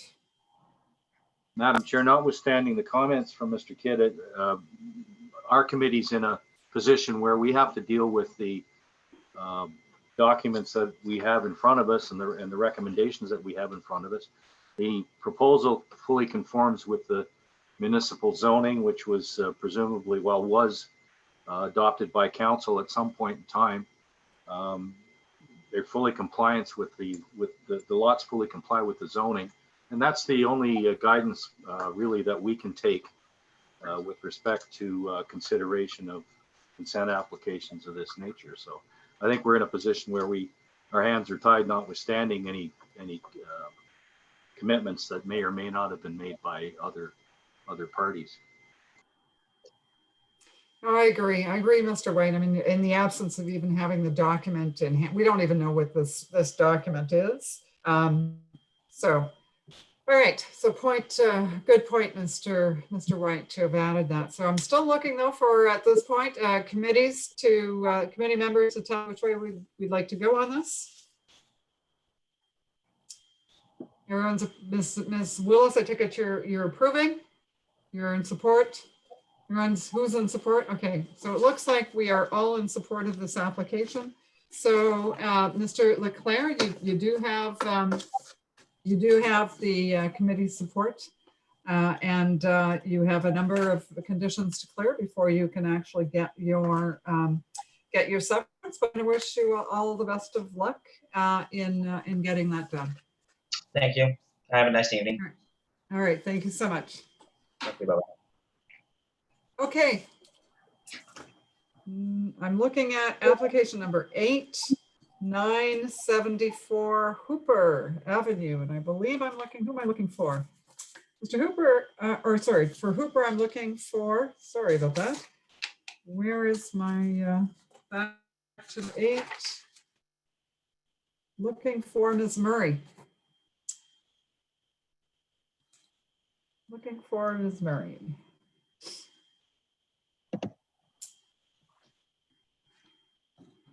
Good evening. Hello. Can you hear me? Okay, great. Yes, we can hear you. We can see you. That's great. Looks very dark. I think I need an oath or a solemn declaration from you. So do you solemnly swear or affirm that the notice that you provided as part of the application process and by the committee was posted first on the property which the application applies? Secondly, for the prescribed number of days prior to the hearing, that the sign was clearly visible and legible during the entirety of that time. Do you swear that or affirm that to be true? I do, I affirm. All right, thank you very much. So I believe the committee is looking for a presentation. I see that you already have materials submitted. That's great. So the floor is yours, Ms. Murray, for the next 5 minutes. Okay, so I'm going to actually be referring quite heavily to my planning letter that was submitted, but on the screen you will have the site plan. And I've also asked to be available, I guess, after we have revised. We've actually decreased one of the requested variances So I did submit earlier this week a kind of sketch to show that. So those will be the two things on the screen, but I'm going to speak quickly to the rationale. All right, just on that though, just because you just reminded me, we need to amend the notice. So we're amending variance C to permit a reduced front yard area setback, not 3.7, but 4.2 meters, whereas the bylaw requires a minimum front yard setback of 6.0. Are you okay with that? Correct, yeah. All right. Thank you. Okay, so amended on the record. Thank you. Go ahead. Okay, 974 Hooper is located in Carlington neighborhood. It is in close proximity to what is now traditional Main Street of Maryville Road, and also close to both the Alexandra Community Center and Park, which is a large park, and Gowling Public School. So it is a bit of a mixed and walkable neighborhood. The property is currently zoned R3A. It is a small enclave of R3A, which is surrounded by R10 and R4N to the south. There is no parking required on site. It is part of the inner urban parking area of the city. The planning rationale on pages 5, 6, and 7 includes a few site photos of the area. The area did, I think, traditionally have a number of single-family homes. We now have immediately to the north of the site in auto community housing planned unit development. There is one single detached home to the south, and otherwise predominantly townhomes surround this property. So currently on the property today, there is a single detached home and a shed. The proposal is for a 3-unit triplex new building. And I'll just forward quickly to, so the planning rationale notes on pages 8 and 9, some of the surrounding context. There is quite a few retail locations that are in proximity, and there is bus service also in Shillington. So we have proposed for a fairly large amount of amenity space in the rear yard. We've got tandem parking proposed on the south side of the building. And we've detailed the 4 variances that have been requested. So minimum lot area requested is 325.2, 540 is required. Minimum lot width of 10.67, whereas 18 meters is required. Reduced front yard setback to now revised to 4.2, where the bylaw requires 6, and rear yard of 28%, where the bylaw requires 30%, because the front yard is less than 4.5. Otherwise, it would also be 28%. So I have gone into quite a bit of detail through the rationale to discuss the general conformance or the general intent and purpose of the official plan being maintained, the zoning bylaw. I have also reviewed the fairly detailed review by Ms. Ramirez, and I concur with her kind of findings related to lot width and lot area. So I recognize that the numbers requested are not insignificant numbers, but having discussed it and reviewed it with Ms. Ramirez, I think we are aligned on the conclusions related to that. So I'm happy to answer any questions about those. I'm going to focus just quickly on the front yard setback. That was the one that staff noted some concern with, related to predominantly the tree in the front yard. So I think from a character and streetscape perspective, the front yard proposed at 3.7 was appropriate. The house today is at a 3.7 meter setback.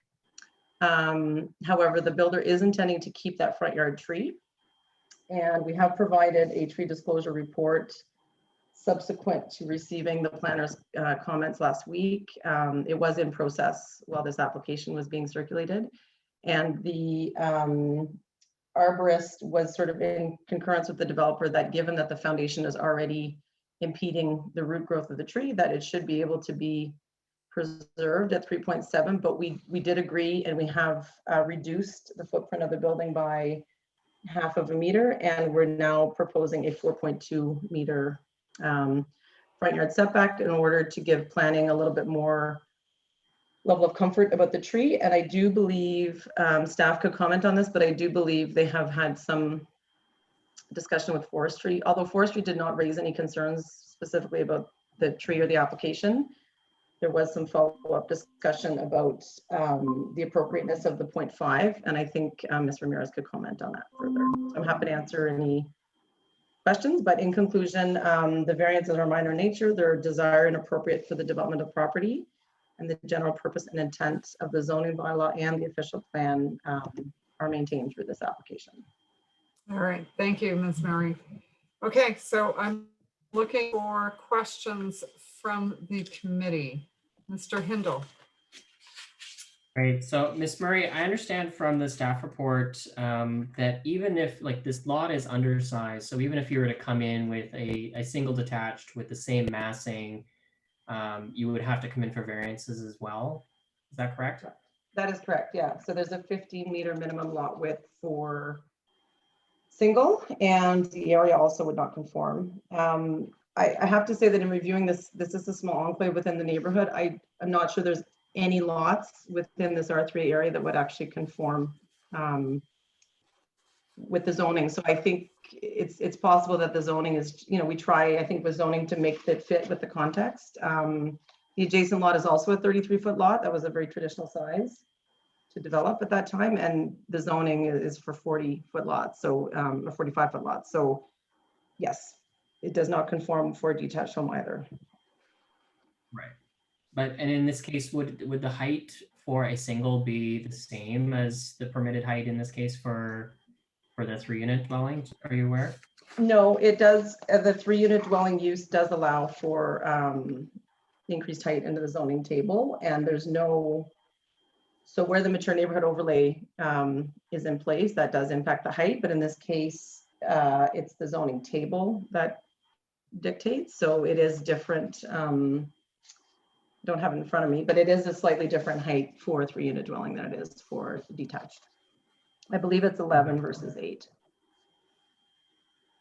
Maybe Ms. Ramirez, could you potentially confirm for us the difference in permitted heights between a single and the 3-unit dwelling?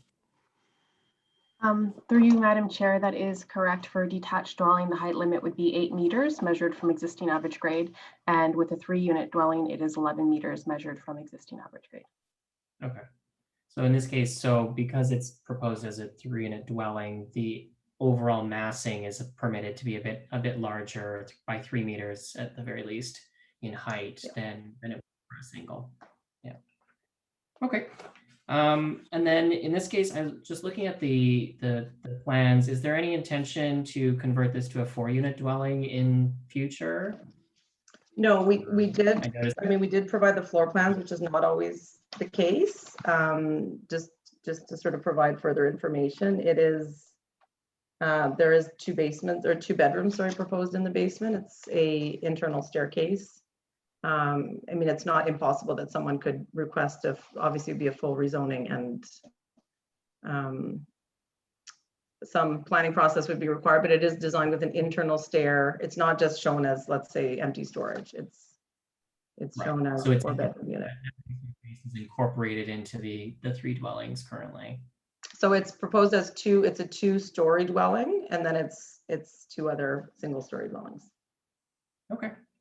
No, that's great. Thank you so much. All right, thank you. Any other questions from the committee? No? All right. Okay, well, I think I'm going to see whether or not we have at this point any speakers for this application.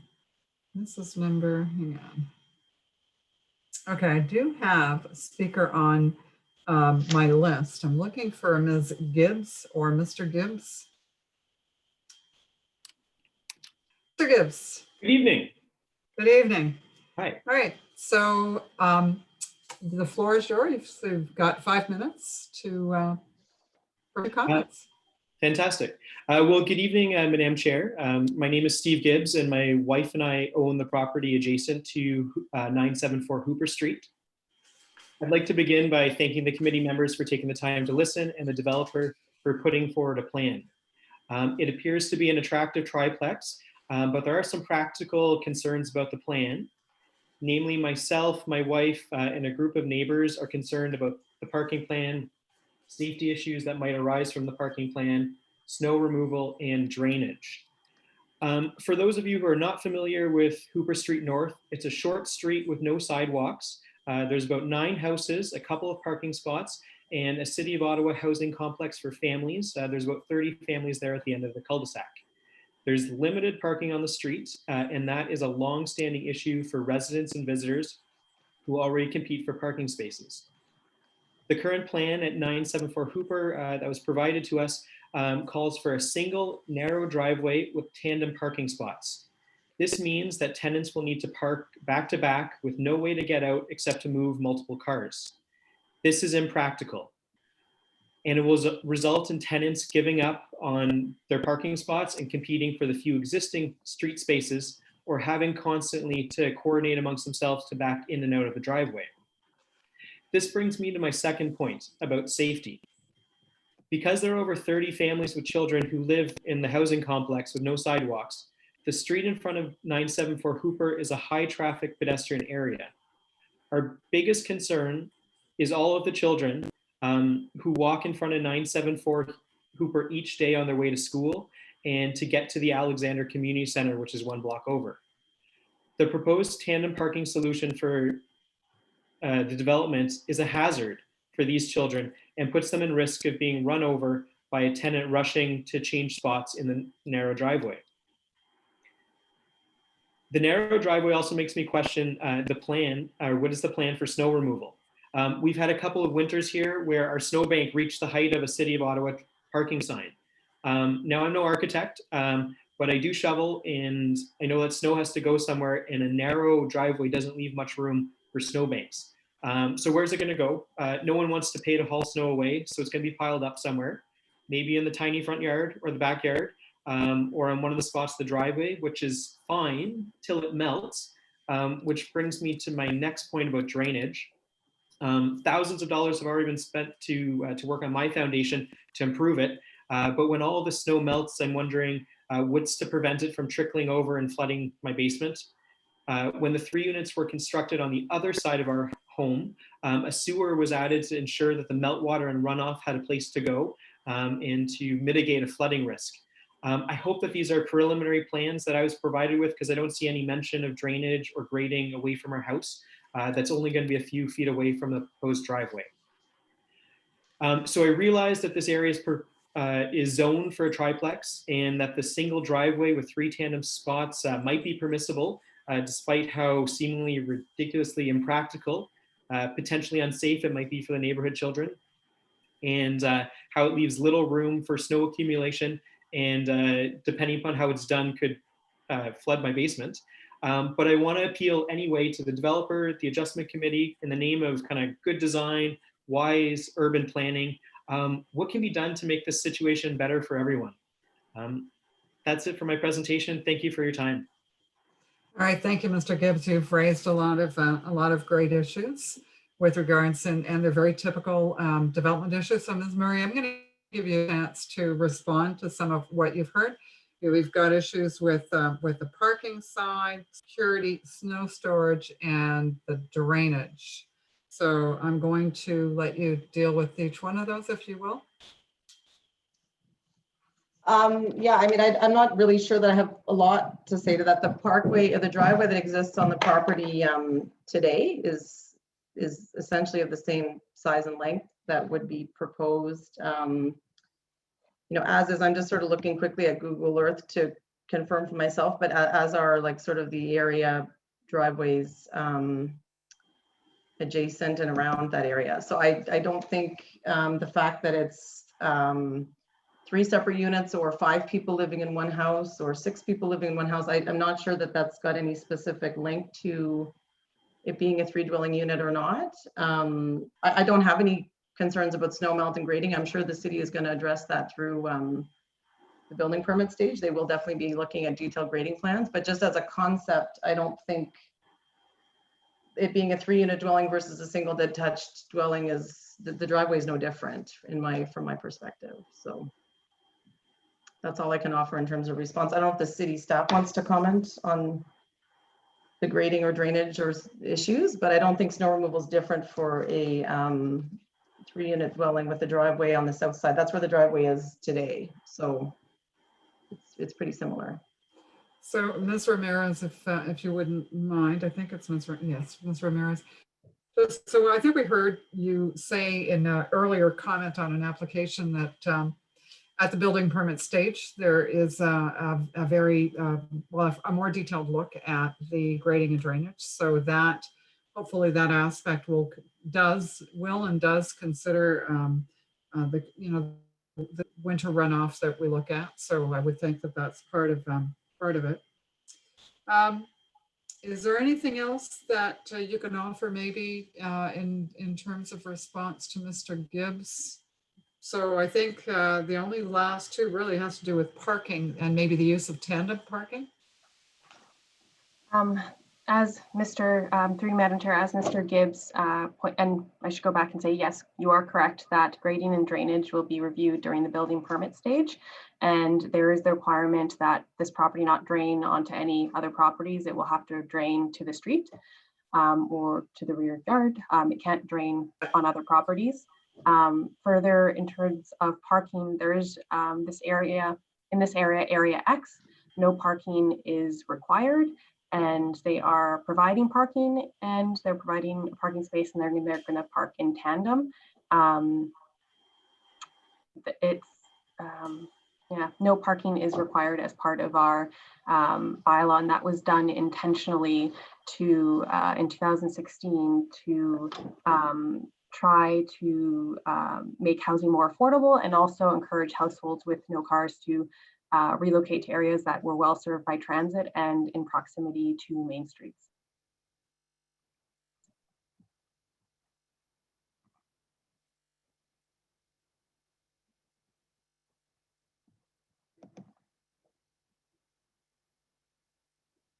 Chair?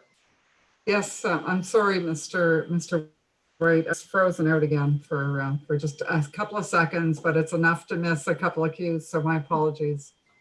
Just a question about, in light of the fact that parking is not required, and although parking is to be provided on this property as has been discussed, am I correct in saying that this street is subject to all the parking limitations and winter parking restrictions, etc., that are common across the rest of the city of Ottawa? In other words, you're limited to 3-hour parking maximums and parking restrictions during snow events, etc. Am I correct in that?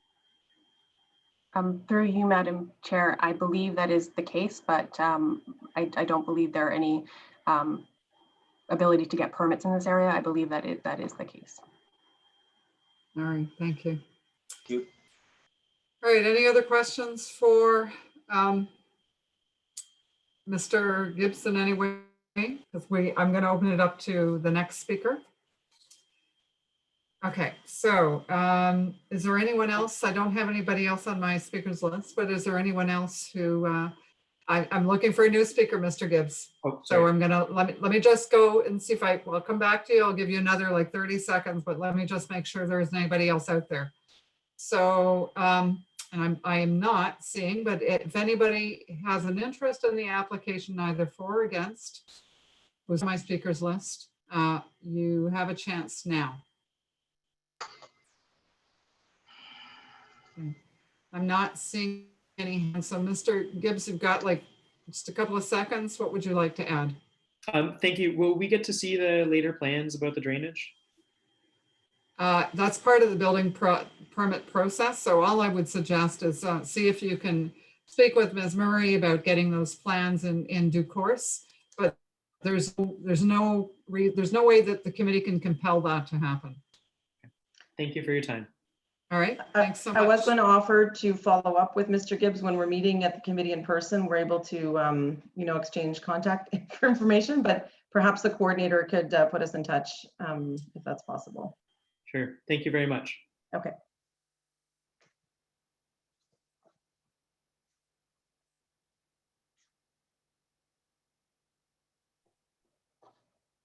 Again. One more time.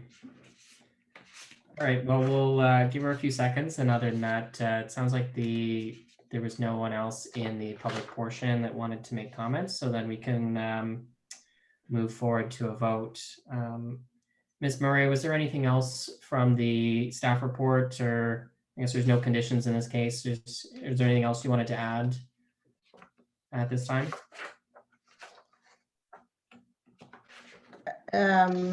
No, I don't think so. Just that the tree disclosure report was provided, and I think it's on file now with, I realize it's more of a building permit issue, but it has been completed and it shows the retention of both of those distinctive trees. So that's on file, I believe, now with the committee.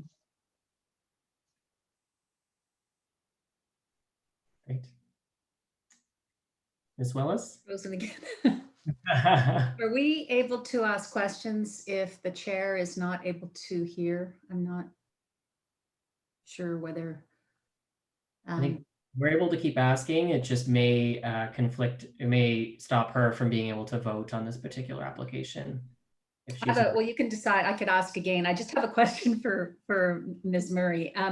I see on the site plan that you've indicated two tandem parking spaces, but it looks pretty clear that the length of the driveway is such that it could accommodate 3. And my question is whether that's the intention, that each apartment unit would be allocated one spot, or whether it's kind of a free-for-all. No, so I guess the staff had asked, so there isn't any specific intention of allocation as far as I know. Staff, I think, did ask us to remove, I think they asked us to remove the symbol. Like, we weren't trying to necessarily show there was a specific number of spaces, because you could park likely 3 vehicles there, but I think we were asked to either dimension them or remove the symbol. And we did, I believe we did resubmit. I mean, it's not really answering the question that was asked, but we weren't trying to demonstrate we were trying to show for the developer's sake that there was room to park 2 cars there. There's likely room to park 3 cars, and then there's also the driveway. But I think the site plan was revised to not show a number of parking spaces. So just,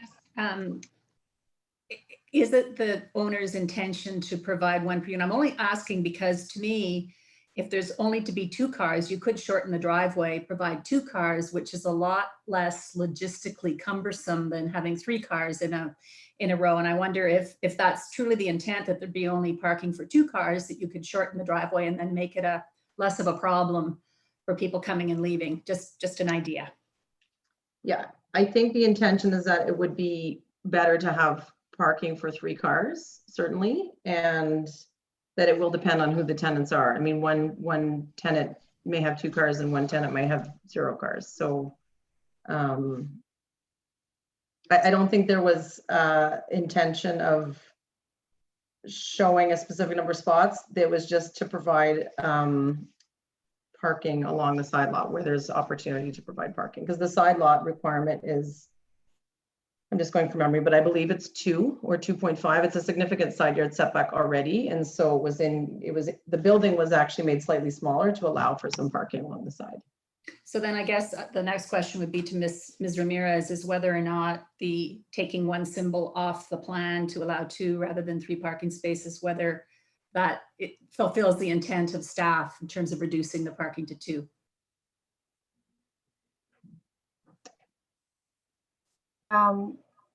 Through you, Madam Chair, could you ask the question again? I just understood from Ms. Murray that it was at staff's request that one of the parking symbols was removed from the plan. And so my question is whether or not that satisfies staff's concern about having shown it in the first place. Yeah. Staff's initial concern centered on whether tandem parking is permitted, and there's no prohibition on tandem parking. And so that was where my initial reaction was to the parking spaces. You are permitted to park in a driveway. And so that was where my initial kind of request came from, but there's no prohibition on tandem parking. So they could show 2 spaces.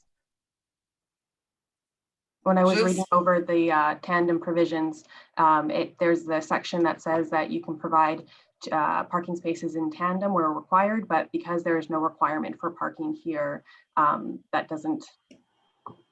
Does tandem parking permit 3 tandem spaces, or is it limited to 2? It's silent on, through you, Madam Chair, it's silent on in the bylaw.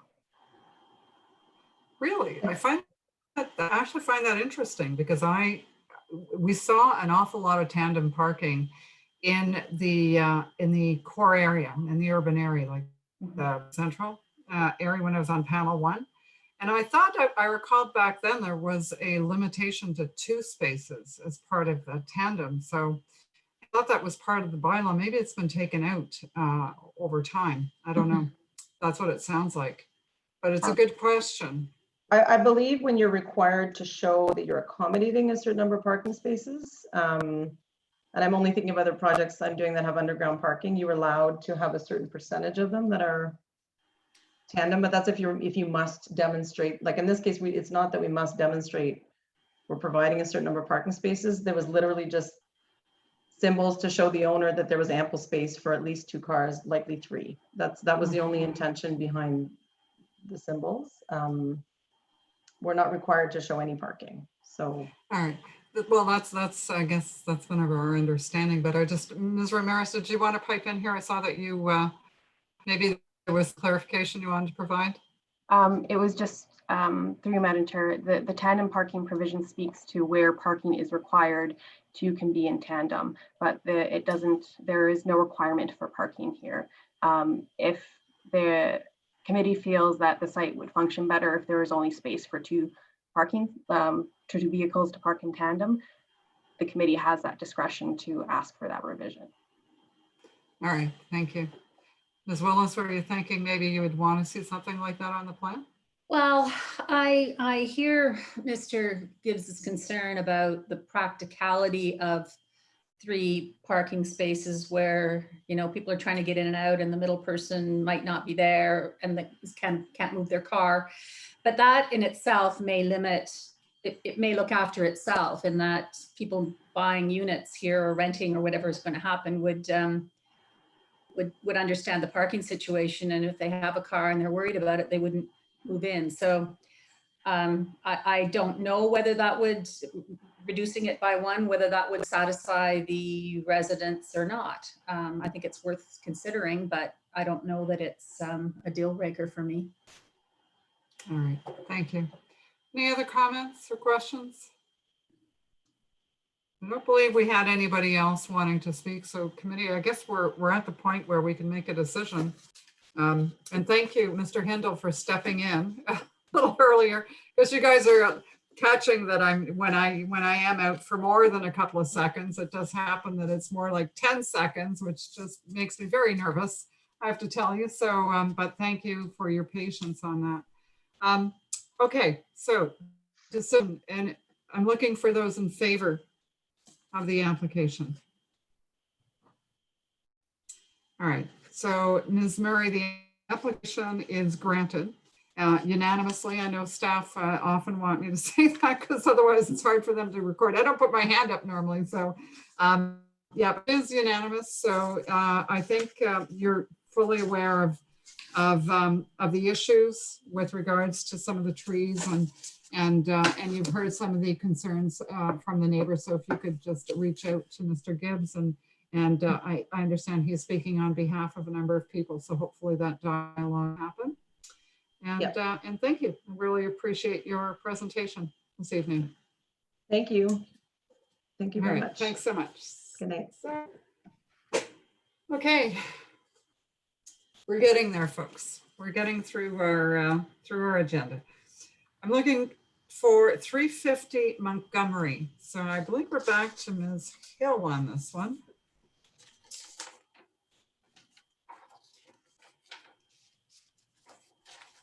Yes, Ms. Hill, we are looking for you. We're back to 350 Montgomery.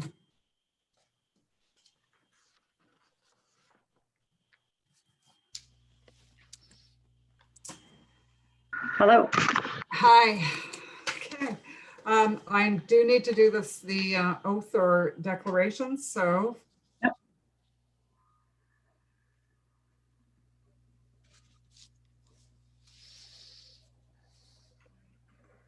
Oh no, we lost her at the wrong time. All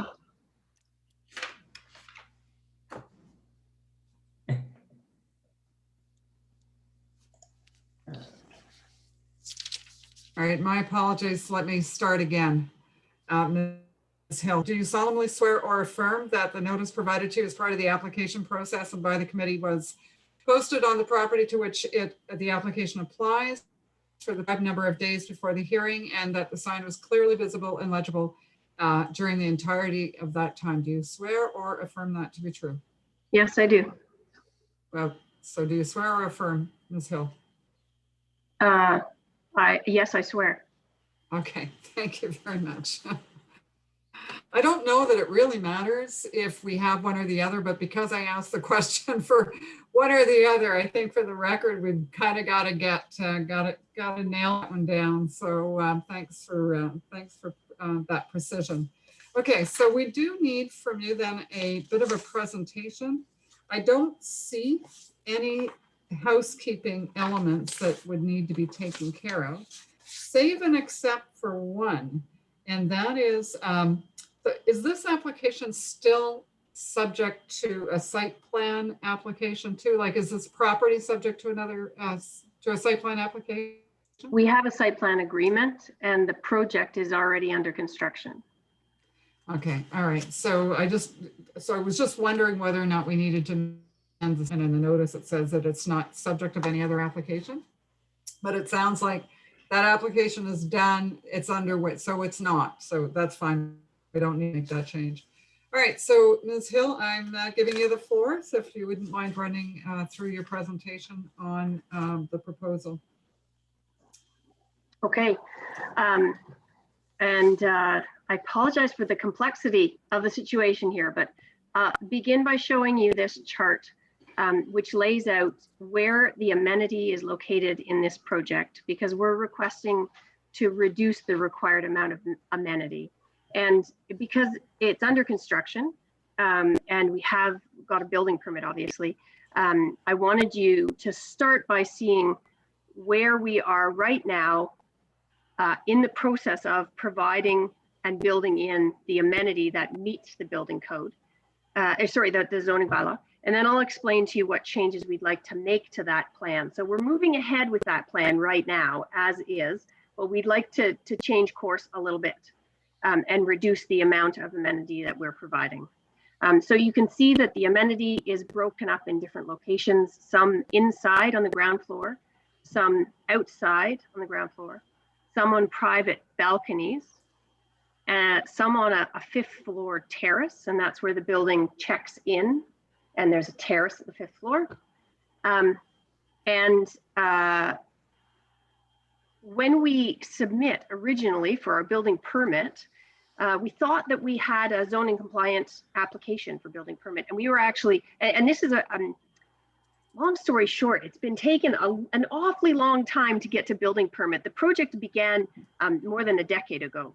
So when we were in for building permit, we're just surprised by to be told that we lacked amenity space, we were very, we did everything we could just to get our permit. We really wanted to get started. And so in order to get our permit, we actually took one of our dwelling units proposed on the ground floor and a little office space and made them also into amenity. And so when you look at this chart, it includes space that we'd actually had hoped to be a dwelling unit and an office on the ground floor space. So if you go to the next slide, please.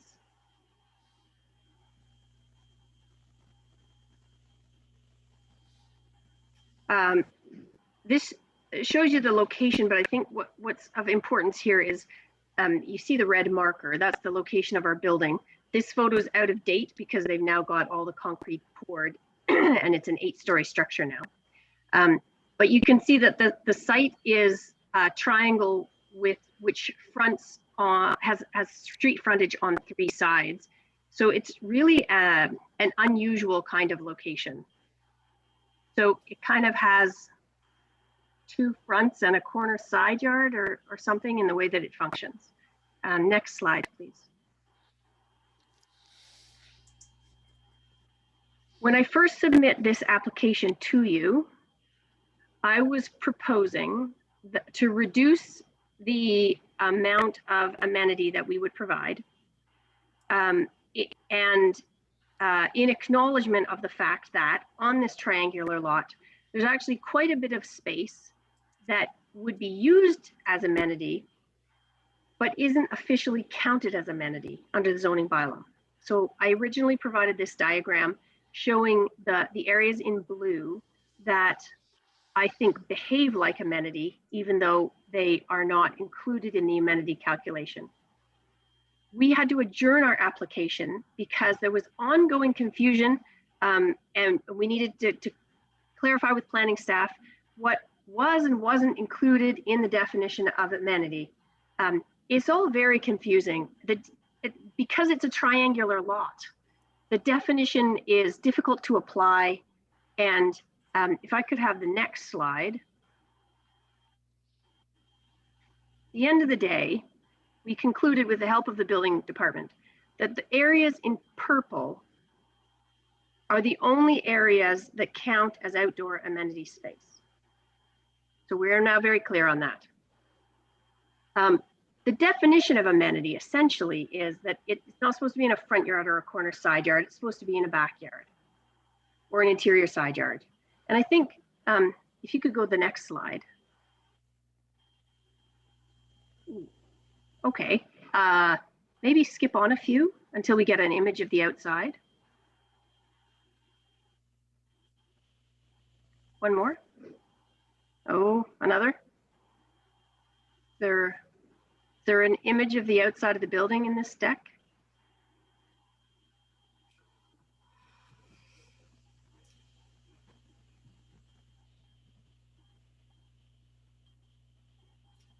No, maybe it didn't make it in. Okay, never mind. In the cover letter that you received, there would have been an image of the outside of the building. And the principle in the bylaws for amenity space is that amenity space isn't front lawn.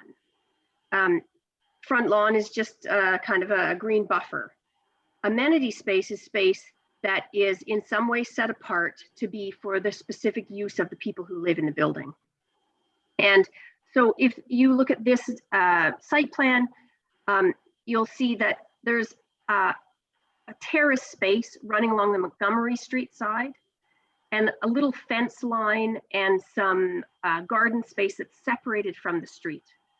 And even though we're on a very exposed triangular lot, those spaces are intended to be set apart for the dedicated use of the residents of the building.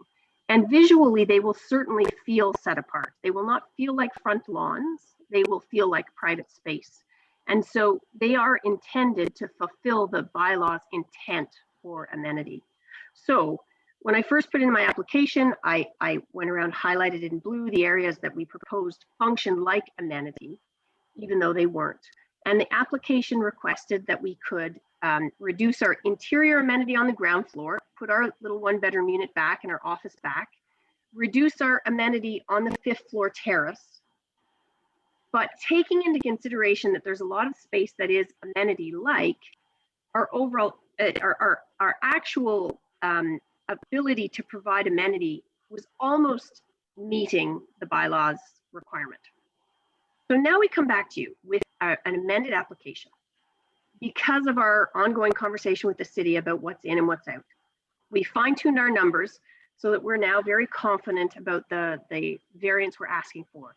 But we've also been in consultation both with city planning staff and with members of the community association, who absolutely insisted, though they appreciated that it's actually good in their neighborhood to have amenity that's exposed, that's visible.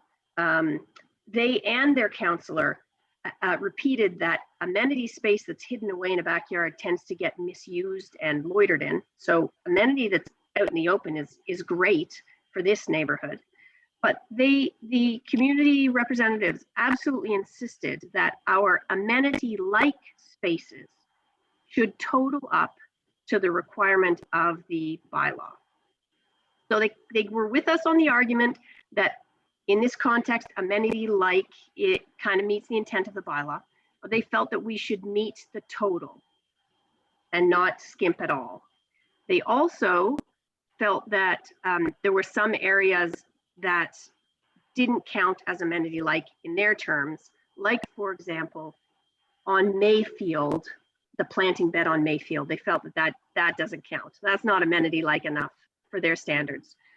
So we have increased the amount of terrace that we propose to provide on the 5th floor from our first application to you earlier in the summer, so that we can meet the neighbors' expectation of having 100% of the bylaws requirement for amenity. It's just that we've got it in an amenity-like space, not official bylaw standard amenity space. So if you go forward to a chart, next slide.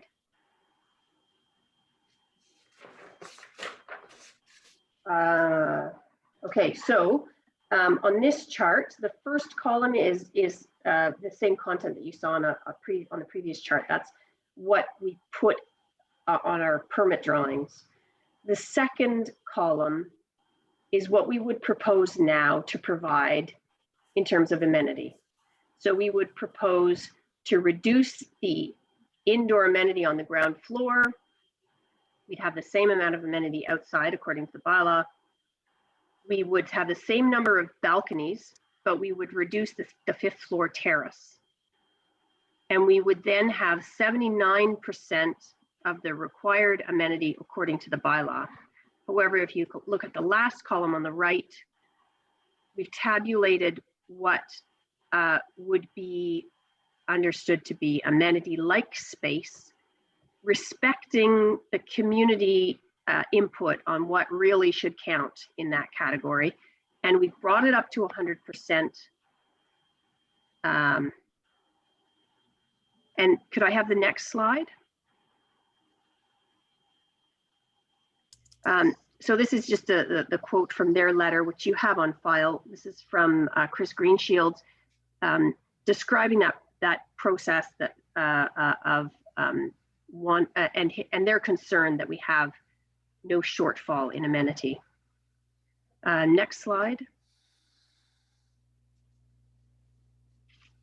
Okay, I'm sorry about this. Could you back up and I'll show you until we get the 5th floor terrace slide.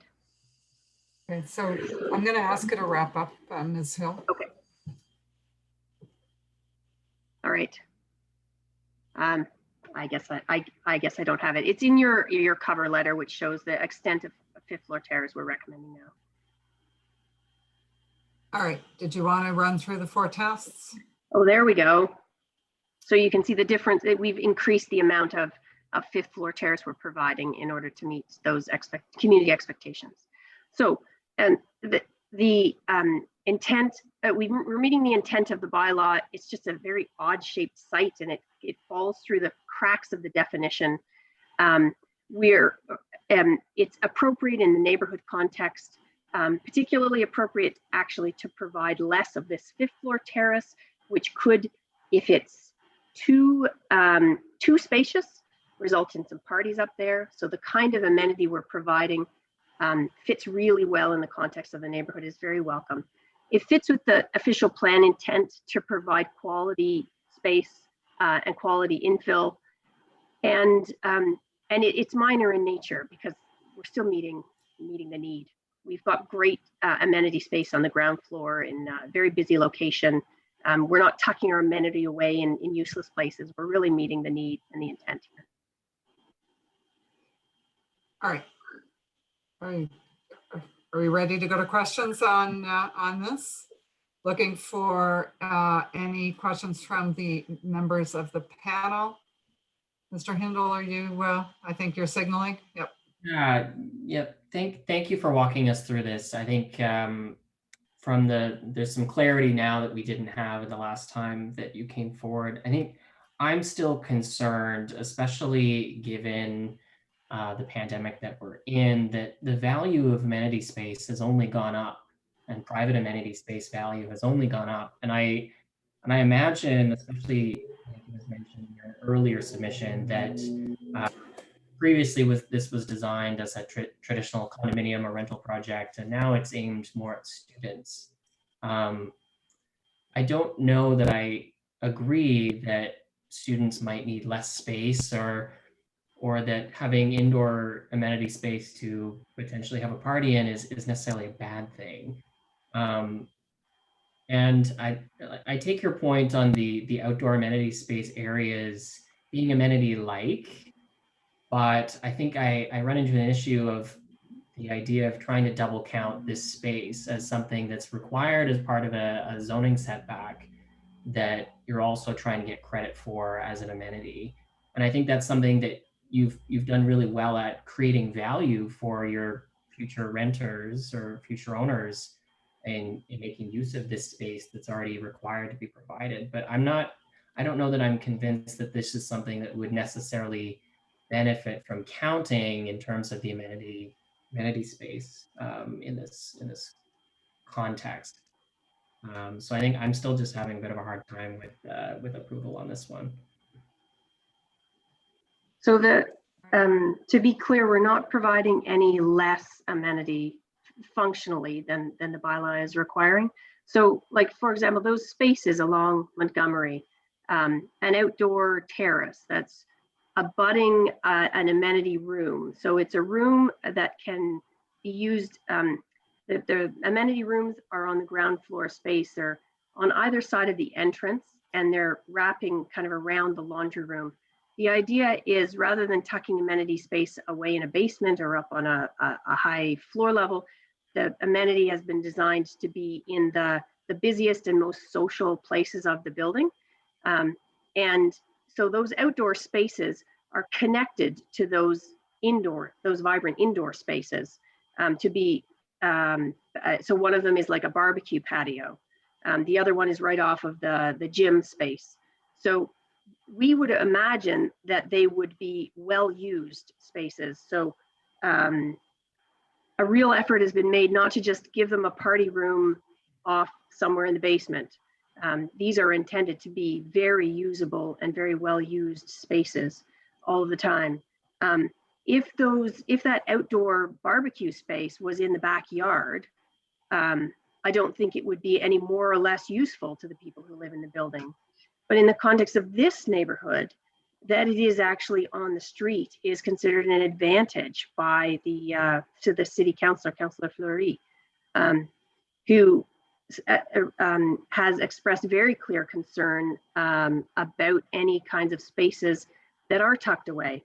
So yes, it's within the setback on that street side, but in this case, it's to the advantage or to the benefit of the residents and of the street.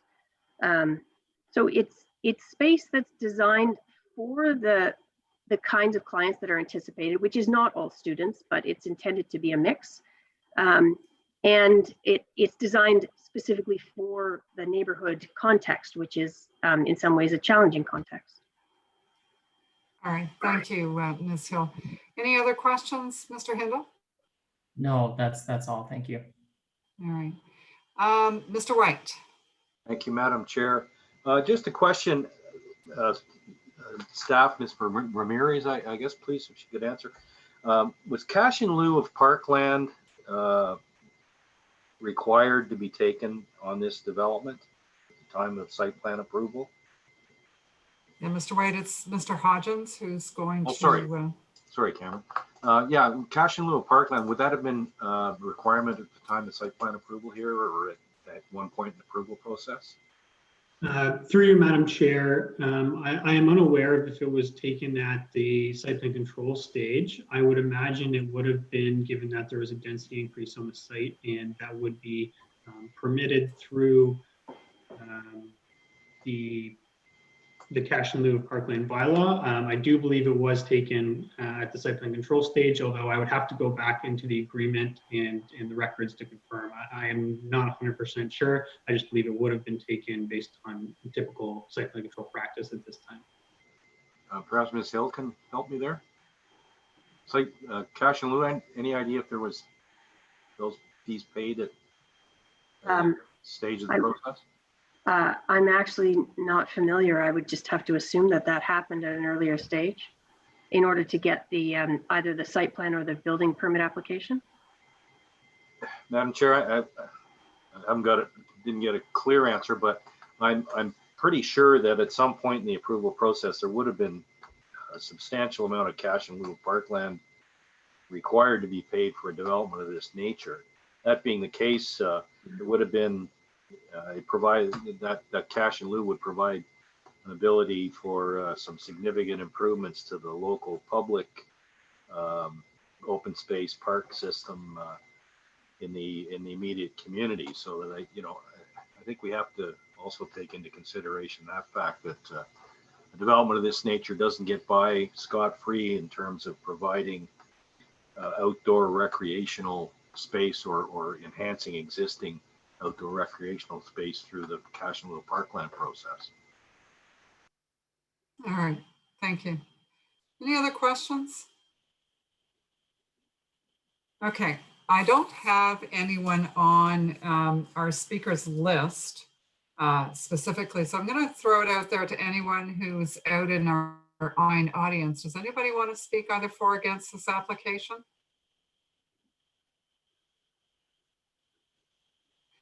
Okay, I'm not seeing any hands come up, so I think we're ready to move to a vote on this. I just for the record, I'd just like to mention we seem to have lost our one of our panel members, Ms. Willis.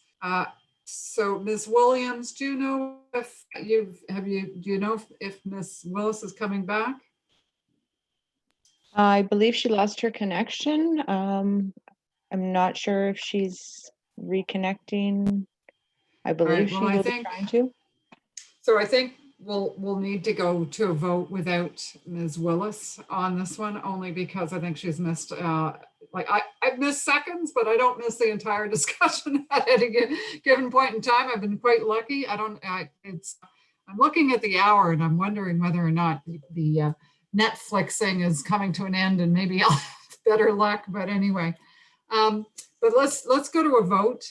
Before we do that, I just think what I'd like to do is put in my 2 cents, Ms. Hill. I think I have, when I look at development, landscape area, amenity area, to me is really important. It's one of the ones like parking that if it's required and it's not being met, then I need to see some pretty compelling reasons why it's not. And I mean, not right to the spirit of it's great that you have these other side areas that function like, but the reality is I would like to have seen all of the function like, plus meeting all of the bylaws. So so what you're saying is that we're in developments like this, we'd actually like to see going beyond the minimum requirements for zoning bylaw requirements, right? So people can do that. You could do that as a developer. You could make a decision that you're actually going to provide more amenity space. We have a situation where we're being asked again to reduce it, and that some of the areas that are being pointed to are amenity like, and I'm a little bit uncomfortable with that, because then I think, well, if you want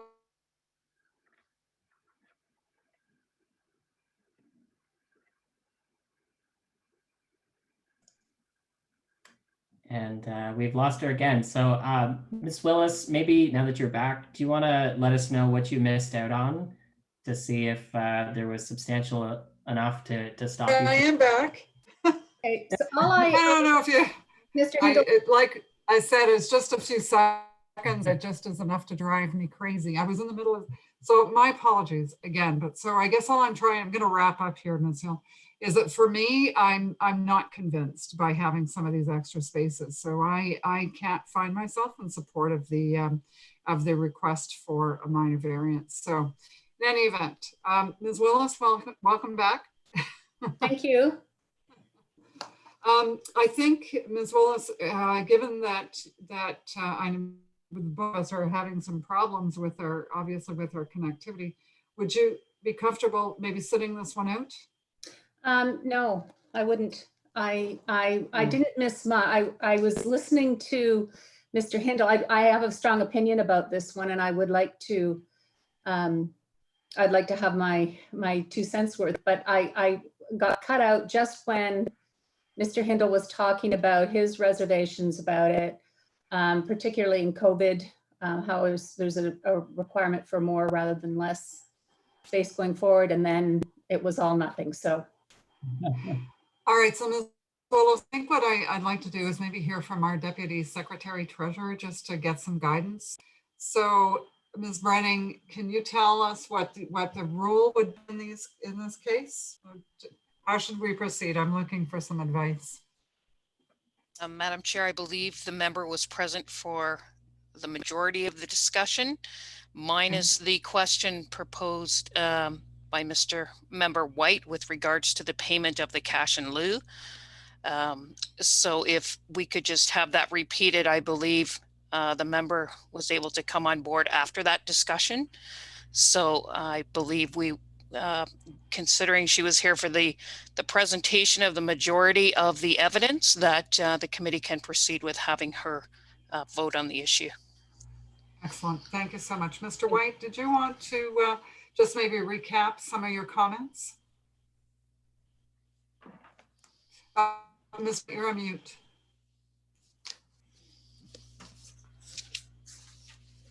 Certainly, Madam Chair. Sorry, for the benefit of Ms. Willis. I did ask the question, was cash in lieu paid in association with this development at any stage of the approval process, be that site plan approval or any other building permit, whatever part of the process? And I don't believe I got a definitive answer, but I would suggest that would have been the case at some point for a development of this nature, this substantial nature of this development, and that cash in lieu, if it was in fact paid, would have been dedicated to the enhancement of public open space within the community. That being the case, I think there's some argument for some offset of the on-site amenity space, which really only benefits the occupants and residents of the building as opposed to the community at large. I think that's the gist of essentially what I was saying, Madam Chair.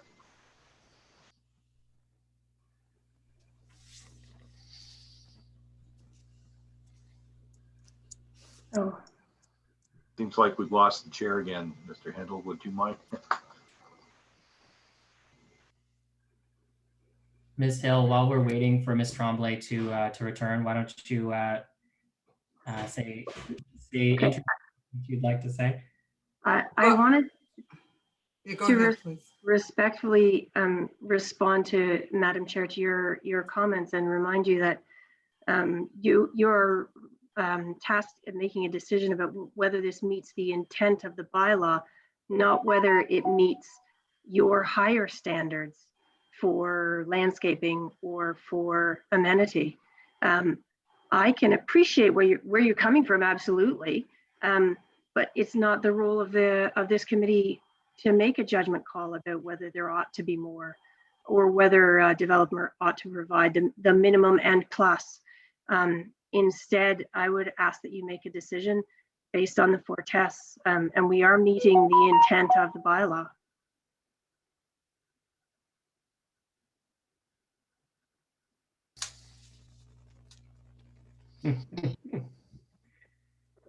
We've lost her once more. Yeah, sorry, I am back. Sorry. So I think I heard most of what you said, Ms. Hill. So and I appreciate your comments.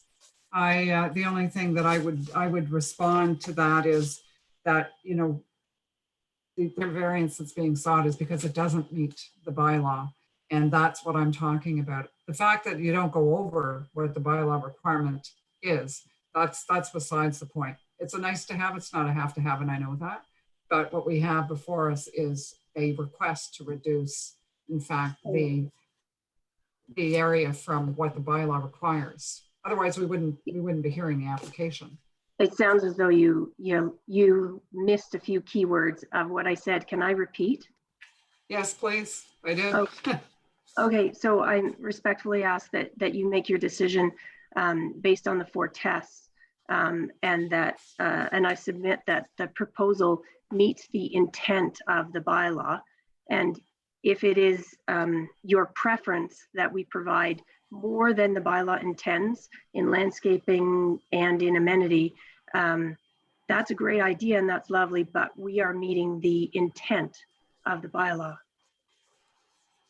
All right, I guess you and I are going to have a different interpretation about that, because I can tell you for sure, I'm not proposing that the committee can oppose going beyond the bylaw requirements. Of course not. The bylaw requirements are what the bylaw requirements are. Then the committee has no jurisdiction whatsoever. But we do have a situation where we have a request before us because it doesn't meet the bylaw. And so that's what I'm saying is, and I appreciate your comments about meeting the spirit of the bylaw. And then that becomes sort of an individual interpretation about whether the spirit is being met. And that's why it's great that there's 5 people making a decision on a committee, because then people have different interpretations. So yes, Ms. Willis. Just, I'm sorry, I just want a clarification because I'm not sure how much I missed. Have we heard from the public yet? Yes, there were no speakers. I made the call out, I believe, and nobody came forward. And so I caught most of what Mr. Hindle was saying. I caught a little bit of what you were saying, Ms. Tremblay. I don't know what, I mean, I'm willing to, if we're debating now, I have something I'd like to say. In terms of the committee's deliberations? Yes. Absolutely, yes. Okay. Please go ahead. Well, I feel actually very strongly about this because this is a very unusual site, and I have been through these sorts of things myself in the past where by strict interpretations of the zoning bylaw, because of a weird shaped site, you just don't quite meet the requirements technically. Staff are fine with it. I thought I saw something from the community association saying that their concerns were allayed, but that may not be I think that's the case. We've got no other objectors. They were issued a building permit. The building is being built. Like, talk about poor Roslyn with a gun to her head in terms of trying to get this forward. So there was nothing, not that anybody suggested it, but nothing nefarious going on. A permit was issued. There seemed to be different interpretations of staff, and Ms. Hill and her client were stuck in the middle, and she's now stuck with a building that's all the way up. They've done cartwheels trying to appease people. They seem to have done it. And I think that there's nobody speaking against it. It's got the staff's approval. I believe it's gone through design review committee. The city has it. And I think it looks great. So I'm supporting this application wholeheartedly. I feel sorry for Ms. Hill having gone through this. I think it's terrible that these things happen. I get it, but I don't think we should be penalizing this project when everything was done right. And I think the product at the end is a good one. That's, to me, Ms. Willis, that's why we're all here. We're here to bring our different perspectives and to respect each other's perspectives on these things. Mr. White. Madam Chair, just so I'm clear, the building that's under construction right now has plans approved on the basis of full compliance with the zoning bylaw requirements for amenity space. And what we're dealing with here is a proposal to back off of that, reduce the amount of amenity space in accordance with what the objectives of the developer are. And I think that involves transforming some apartment space and other office space or something to amenity space in order to comply. So I think I may be wrong here, but am I not correct in saying that the intent is to go back to the original plan and convert that space that's been transformed into amenity space back into usable floor space? Is that correct? Yeah, that's correct. So the plan that that had been reviewed and scrutinized for a very long time, and had evolved through different processes, at the last moment had a unit taken out and amenity written in instead, and we're trying to get that back.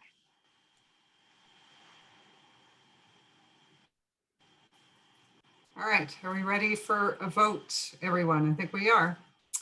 Okay, so in terms of the minor variance, and I think that's all that's before us, how do you vote, everyone? I'm looking for hands or for, okay, so Colin, you're in support. Colleen, you're in support. Julia, Ms. Markovich, you're in, I just need to hear from you. No, sorry, I'm not in support of the application. All right, thank you, Mr. Hindle. No, I don't think I'm going to support this one. All right, thank you. So for the record, Ms. Hill, I'm also not supporting it. So on that basis, the application fails. And it's not, I understand this is, as Ms. Willis, I mean, I'm not immune to the what's been going on with the application. I'm really very, very sorry that all of this has happened and that it's been such a struggle and a challenge to get this project to the point that it is and to keep it moving. So I'm really sorry about that part, Ms. Hill. I mean, the intent here is not to unduly create any additional issues. I think that I think, to be honest with you, the whole COVID issue is it resonates with a lot of us with regards to what that impact is and how it could affect just any decision to reduce an amenity space. And I think we did consider it in the context of this development in itself. And I think, and I'm going to ask Mr. Hindle and Ms. Markovich to speak up if they would like to. But in my mind, I'm just hoping that there's still some wiggle room somewhere in there to help you get to the actual requirement that you have. So any other, I guess at this point, the application fails. I don't know that there's really much more to add, but I will give everyone an opportunity if they want. And I'm not seeing any hands go up. So, all right. So Ms. Hill, the application is denied. And again, I'm truly sorry for the the challenges that you've had on this project. Thanks for your time. All right, thank you. Okay, folks, we're going to move on to the next application, which is for 95 Belmont. And I think I'm looking for, who am I looking for? I am looking for, at this point, Mr. Duckworth.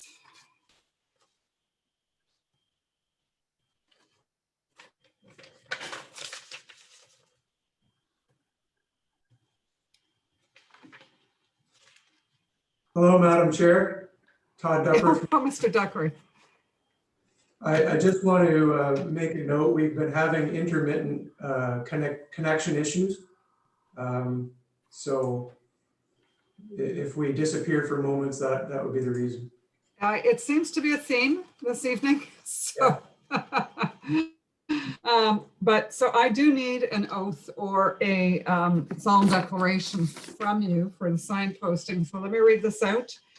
Do you solemnly swear or affirm that the notice provided to you as part of the application process and by the committee was posted first on the property to which the application applies for the prescribed number of days before the hearing and that it was clearly visible and legible for the entirety of that time? Do you swear that or affirm that to be true? Yes, I do. No. So are you affirming or are you swearing it to be true? I do swear. All right, thank you very much. Okay, so I think the committee is looking for a brief presentation from you this evening, if you could, please. I'd like you to keep to 5 minutes, if at all possible. Certainly. Thank you, Madam Chair. So this is the proposed site plan. It's been colored to better illustrate the intent of our proposal. So the proposal itself is to add a new driveway between the buildings that exist on 95 Belmont and on 97 Belmont. 95 is a recently completed new infill house. We brought to the committee about a year ago, and we're proposing to add a driveway between them. The driveway is to provide access for a single parking space for the benefit of 97 Belmont. And it's being called as a reciprocal right of way, simply to provide maintenance access for 95, but it's one single parking access for 97 that is being provided. We are requiring a variance for the driveway because the house on 95, as you can see at the bottom right, it has a driveway providing access to a recessed garage, which is 3 meters wide. And due to the nature of the driveway between buildings straddling the lot line, it adds driveway width to 95 Belmont that exceeds the zoning bylaws maximum width of driveway. However, as I said, the parking access is only being provided for 97. What I'll say with respect to rationale is that each property in this zone and in this context is entitled to a 3 meter wide driveway on its own property. What we're providing in this case is when looking at the two properties cumulatively, the bylaw contemplates 6 meters of combined driveway width between the two lots. What we're proposing is a combined driveway width of 5.6 meters. So therefore, less than what the bylaw permits. And really the only reason for a variance is because it's a transference of that width of one of the driveways to straddle the lot line. One of the net effects of that is that while more driveway occurs on 95 Belmont, the vast majority of the frontage at 97 is preserved as green space. And this includes the preservation of an existing mature tree that's directly in front of the house on 97 that we would like to retain. Really, the reason for this configuration is to work with the existing house on 97 and the existing pattern of development in the broader context. I'll just speak to context briefly. If we could advance to the next slide.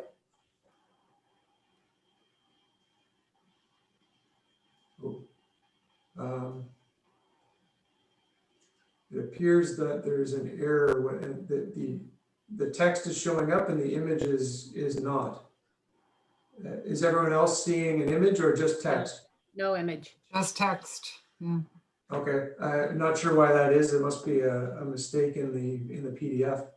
The image that should be showing here and that the text is referencing, it's an aerial map of the context, and it's showing all of the neighboring houses, including 95 and 97, and all of the immediate houses within the context. And what it's illustrating is that there's a very consistent pattern of building, of house and gap between the houses. So very uniformly in this context, each house is tight to one side of the property and allowing a broader gap on the other side of the property. So Mr. DeVitt, we're not seeing that. Just, I'm sorry. just so you can appreciate that. Your words are good, but we're definitely not seeing that evidence, right? Can we advance? I'm not sure that the file I sent included a photograph. So can we advance about 3 more slides ahead? Okay, this one is good. So this is the photographic equivalent to the aerial image from the previous slide. And what it illustrates is a very consistent pattern of house with a driveway beside each house.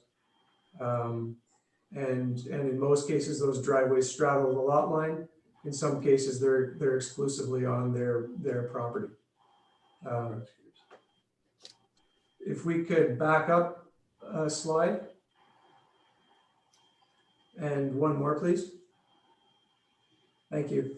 So in terms of the context and the nature of the landscaping in many properties, these are a few examples where we looked at the nature of hardscape and driveways in the property. So on the top left, we have 114 and 116 Belmont. We see a driveway between and hardscape really extending onto the front yards of each. And this provides actually informal parking space. So really predominant hardscape is fairly prevalent on the street. 82 is another example where we have conjoined driveways along the lot line, but really a double wide driveway. And again, one of those driveways actually wraps around the front to create a parking pad, an informal parking pad in front of the house. Yeah, so this speaks to the value of parking in the neighborhood. I know we've received a number of letters, both in support and in expressing concern to the file. One of the recurring comments we've received from neighbors who support the application is the premium of parking in the neighborhood. Planning has noted that parking is not required, but the lived reality on the street is that parking is valuable and street parking is an issue. And many people have expressed a preference for the property at 97 Belmont to have dedicated parking on its own property rather than relying solely on street parking and all the issues that raises. And these examples on this slide and the next point to that reality in the broader context as well, where some informal parking solutions are implemented, but ultimately there's a high amount of hardscape and a high amount of property parking. If we could back up to the site plan one more time, I'd just like to briefly address some of the themes that have come out of comments and concerns from neighbors. Just very quickly, concern has been raised with what's the nature of ownership of the property. As I mentioned, we brought this property to the committee once before. Ownership structure is the same as it was then. Our client, Corey Hoban, owns 95 Belmont, and 97 Belmont is owned by a numbered company owned by Barry Hoban, her father. That was the case before, and it's still the case now. So 97 Belmont is owned by the numbered company through Barry Hoban. Comment about lack of transparency was raised with regard to our process. The previous application was solely focused on the property of 95 Belmont to establish a framework to allow the development of the house to occur. There wasn't a definitive plan for how to provide parking for 97 at the time. And so we did not include that in our application, and that's the nature of this application now. But there's no intent to obscure the nature of the development. It's just happening in stages as we progress. Comment with respect to concern of greenery on the property and lack of green space or reduction of green space was raised. I think the site plan helpfully illustrates the intent. As I mentioned before, the majority of the front yard at 97 will be preserved as green space because, again, we're not adding driveway width beyond what the bylaw permits for these two lots combined. We're merely transferring that to follow the fabric of the homes that exist. In addition to that, and in sensitivity to the comments that were raised about green space and permeability of the property, we're actually suggesting and proposing that the driveway would essentially be a permeable driveway. So along the center corridor, this would simply be a grassed area.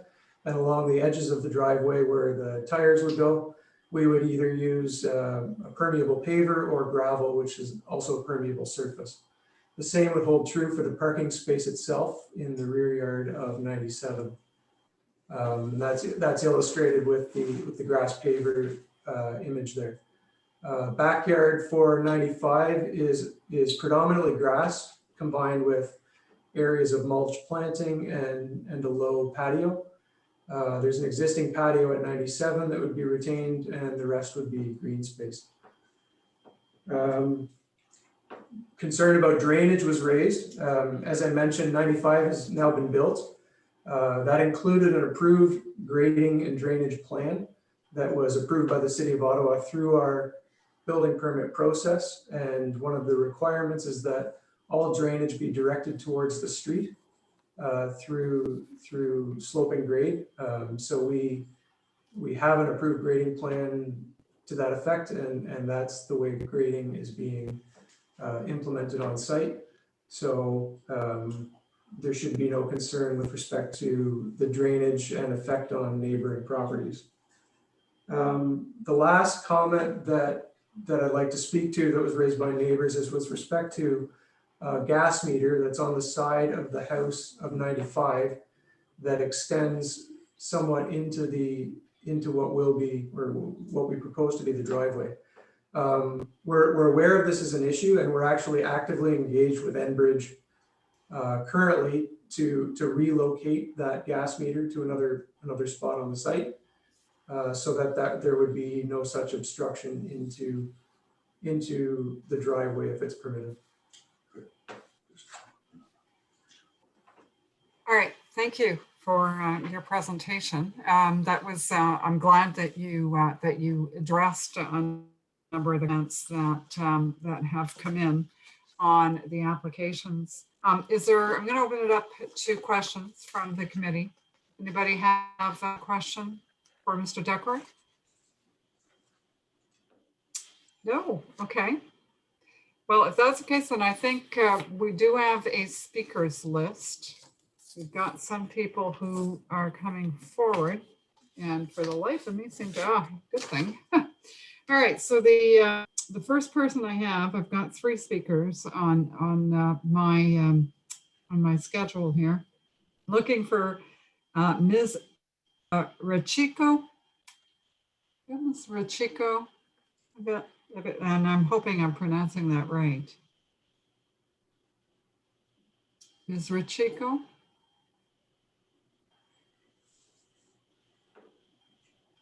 I'm not seeing a hand or anything, so maybe, I know it's late, sometimes that's what happens, unfortunately. So how about Mr. Ian Doris? Yes, I see Mr. Doris is there. Would you like to come forward? Yes, I'm coming forward now. Thank you very much, Madam Chairman, for the opportunity to address the committee on this issue. I'm a relative newcomer to this area. I have to say that the plan that was presented is the first time I have seen this plan. My concern, as I've addressed in my letter, was firstly what I thought was lack of transparency. I did not know at the time when I drafted this letter if there's any connection between 1202 and 586 Ontario and Corrie Hoban. I now understand there is, and my neighbors in fact have informed me of this, so it wasn't exactly a secret. My concern arose from the fact that this would give access to both properties at 95 and 97. And my concern was the possibility that there could be vehicular traffic, partly behind my property, but also behind the property of my neighbors at 97 and, sorry, not 97, no, at 122 and 124, 126.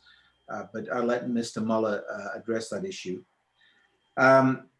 I was unclear from the application, which simply said that the application was for vehicular access between 95 and 97, what the differences were from the between the application and the zoning laws.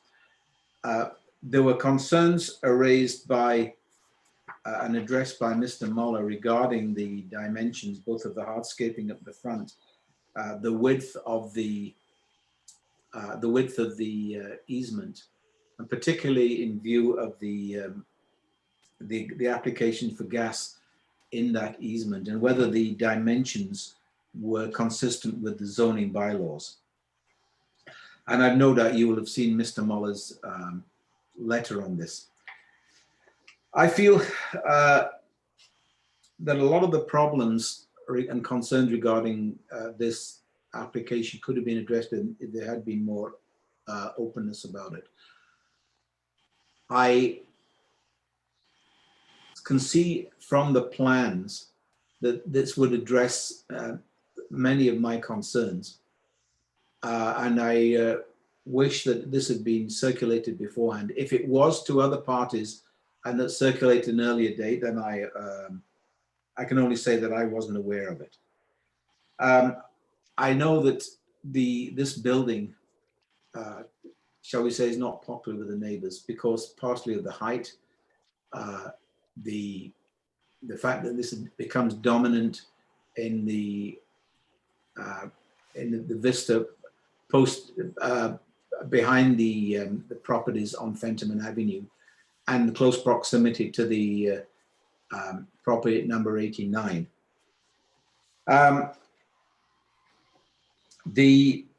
As to whether the dimensions are appropriate and are consistent with zoning laws, I let the committee decide, and I do refer them to the excellent letter by Mr. Muller on this aspect.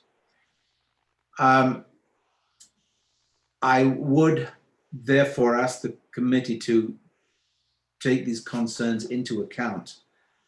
I would hope a decision would not be made tonight, and that the people concerned in the neighborhood have a chance to consider the new plans, or the plans that have been submitted the first time I've seen them, before a decision is made on this. All right, thank you, Mr. Doris. I'm sorry to hear that in fact you didn't get a chance to see those plans in advance, but anyhow, thank you for your comments though, and thanks for sticking with us. I mean, it is pretty late at this point, so sometimes we do lose people. All right, so we'll tell you what, we'll hear from the other neighbors and try and address any issues that may remain. So I'm going to call, I think I did see Ms. and I think it's Richico, but I'm not sure. I think you're with us now. Do you want to come forward?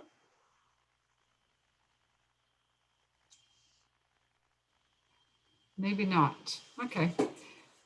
All right. If that's the case, I do see Mr. Mueller. You're on my list, so come on forward.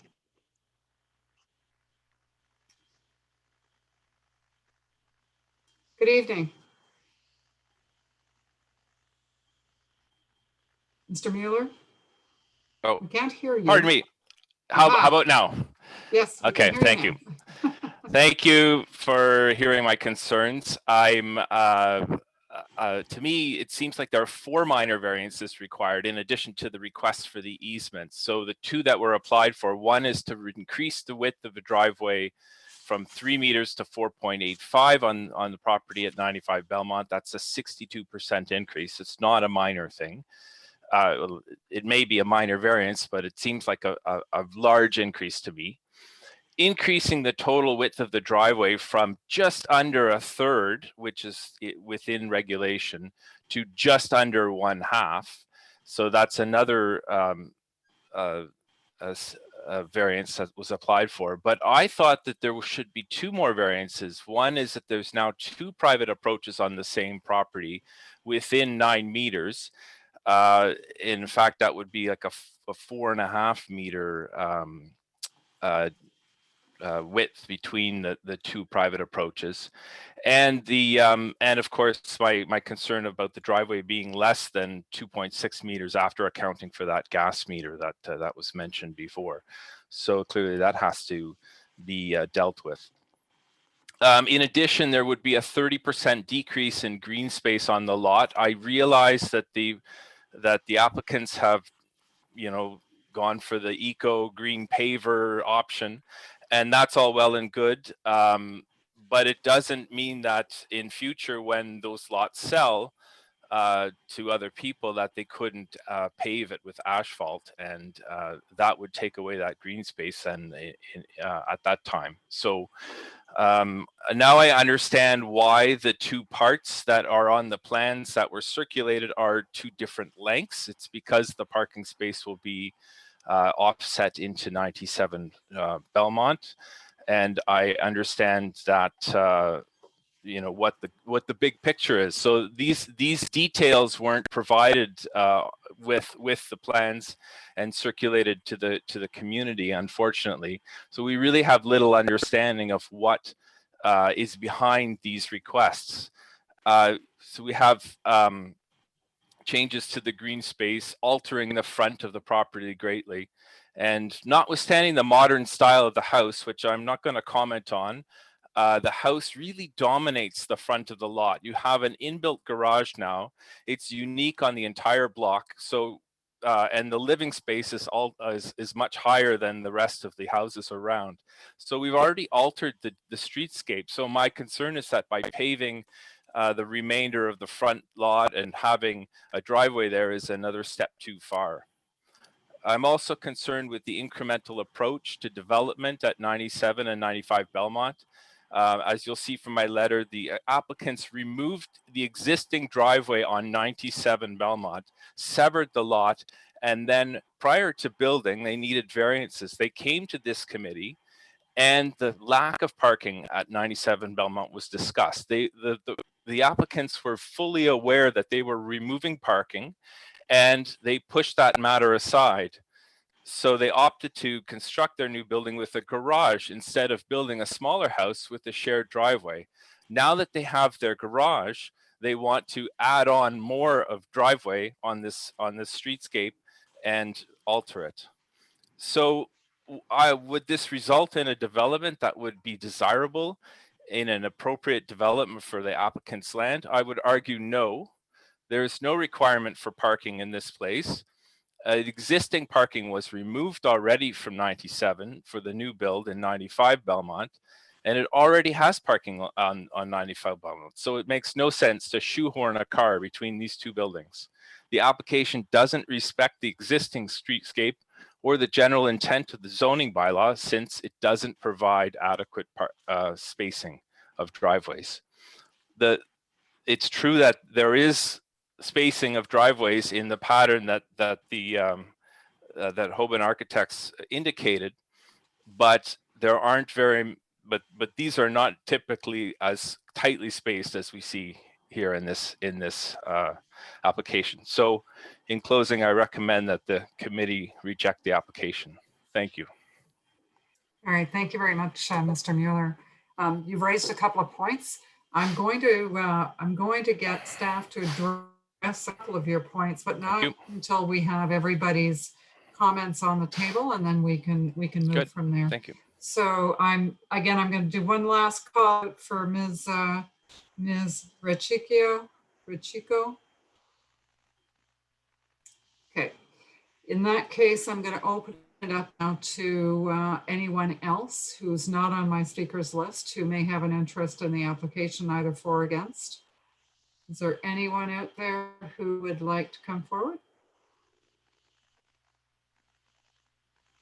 Okay, I'm not seeing any hands raised or anything, anyone. So, okay, Mr. Hodgins, if I could just get you, I know Mr. Mueller talked about the need for potentially 2 additional minor variances.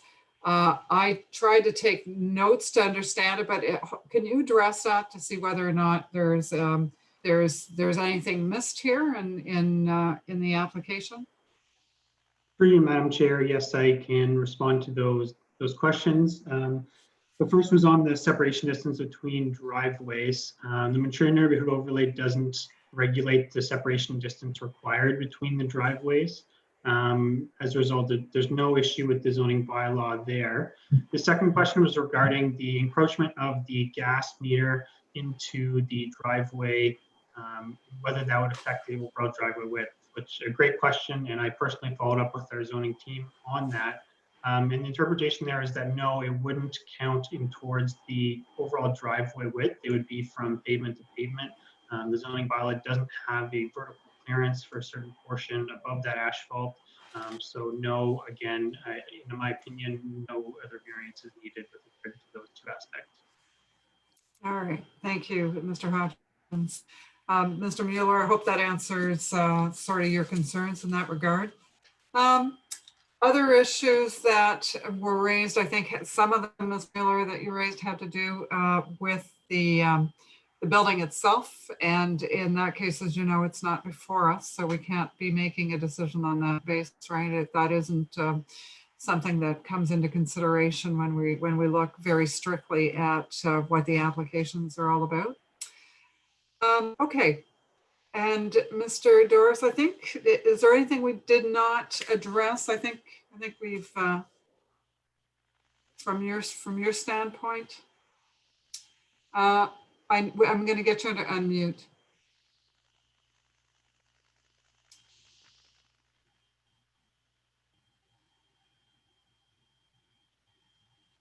Yes, I'm still concerned about having vehicles driving, even though at the back of the property, adjacent to the backs of the property on Fenterman, which is basically an area where you want to relax, where the families can play, entertain guests. It will not affect me directly, but it certainly there will be vehicular traffic adjacent to the properties on my left. And I think, especially as there was, in my opinion, there's adequate space in the front for parking. I question this necessity. All right, thank you. Members of the committee, any further questions to either of our speakers or any questions for clarification still outstanding? Okay, well, I guess we're ready to make a decision then at this point. So I guess I'm looking for those that would be in favor of the application. Am I seeing hands, people who are, okay, so it seems everyone's in favor of the application. So, and I think, to be honest, I think it's unanimous. I think the nature of the application is very narrow in terms of what's before the committee. So, so Mr. Deckworth, your applications are approved. I'm thinking you've got the 95 Belmont, the 97 Belmont, and I just want to make sure that with the committee members that you are in support of all of these as I'm going through them. Okay, so no issues. All right, okay, good. I think that's what I'm seeing. And then application number 13. All right, so based on that, the applications are granted. And I'm just trying to see, actually, is there any conditions or anything in here that we need to be concerned about? I don't think so. There's just one condition of approval, which is joint use and maintenance. I take it there's no issue with that, Mr. Duckworth? No, Madam Chair. Okay, all right. Well then, thank you very much. I think you heard that your neighbors would have liked a little more communication. So if I had to recommend anything or suggest anything, gentlemen, it would be just to, as you move forward, just keep the lines of communication open with your neighbors. All right, thank you very much. Thank you, Madam Chair. Last but not least, we're hearing back from Ms. Hill on 630 Dunna Street. Ms. Hill, are you still with us? I know it's late. Okay. On this one, it was only because we had, let me go back and see if I have anybody on our speakers list. We talked about this at the outset meeting. And yes, I do have a couple of speakers to this. So committee, we did have quite a bit of discussion. We do have an understanding of what's going on. Would you like to go directly to questions at this point and then hear from our speakers? Hands in favor of going directly to just questions at this point. All right, okay. We're not asking for a presentation, Ms. Hill. I think, like I said, we had a number of people, or I'm sorry, we had some discussions at the outset. Does any member have any further questions to ask of Ms. Hill at this point on this application? Okay, I'm not seeing any. In that case, I'm going to go to, I've got 4 speakers for this application. I'm going to ask Mr. Gilbert Desgranges.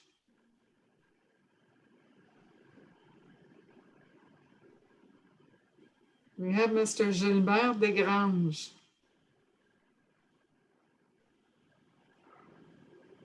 Okay, I'm going to move on to the next person on my list, Joanne Dagenet.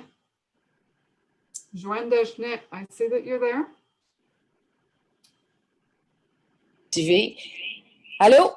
Oui, Allô? bonjour. Bonjour. Bonjour.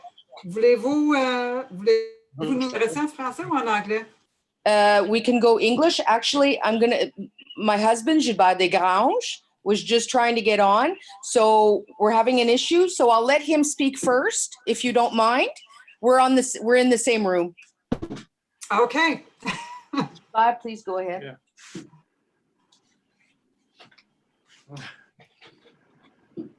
Hi. Hello.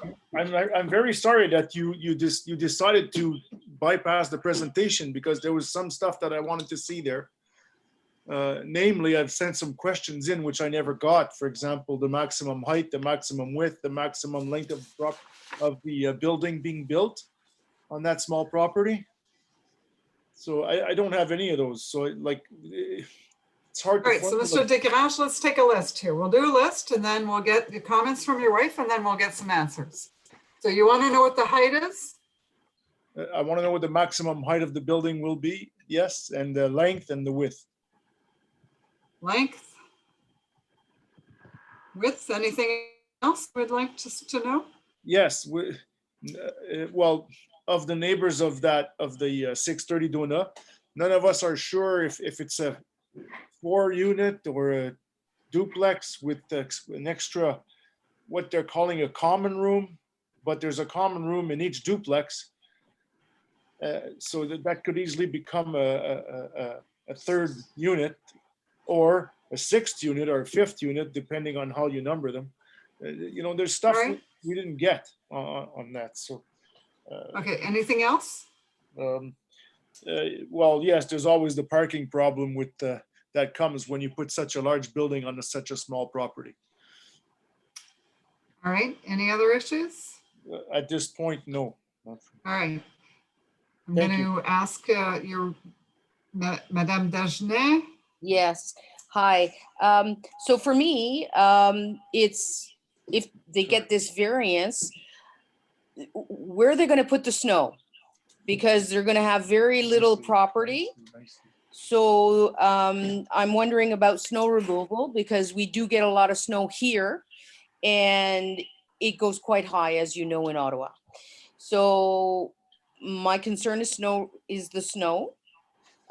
There's no sidewalks here, so people backing out, if they're going to have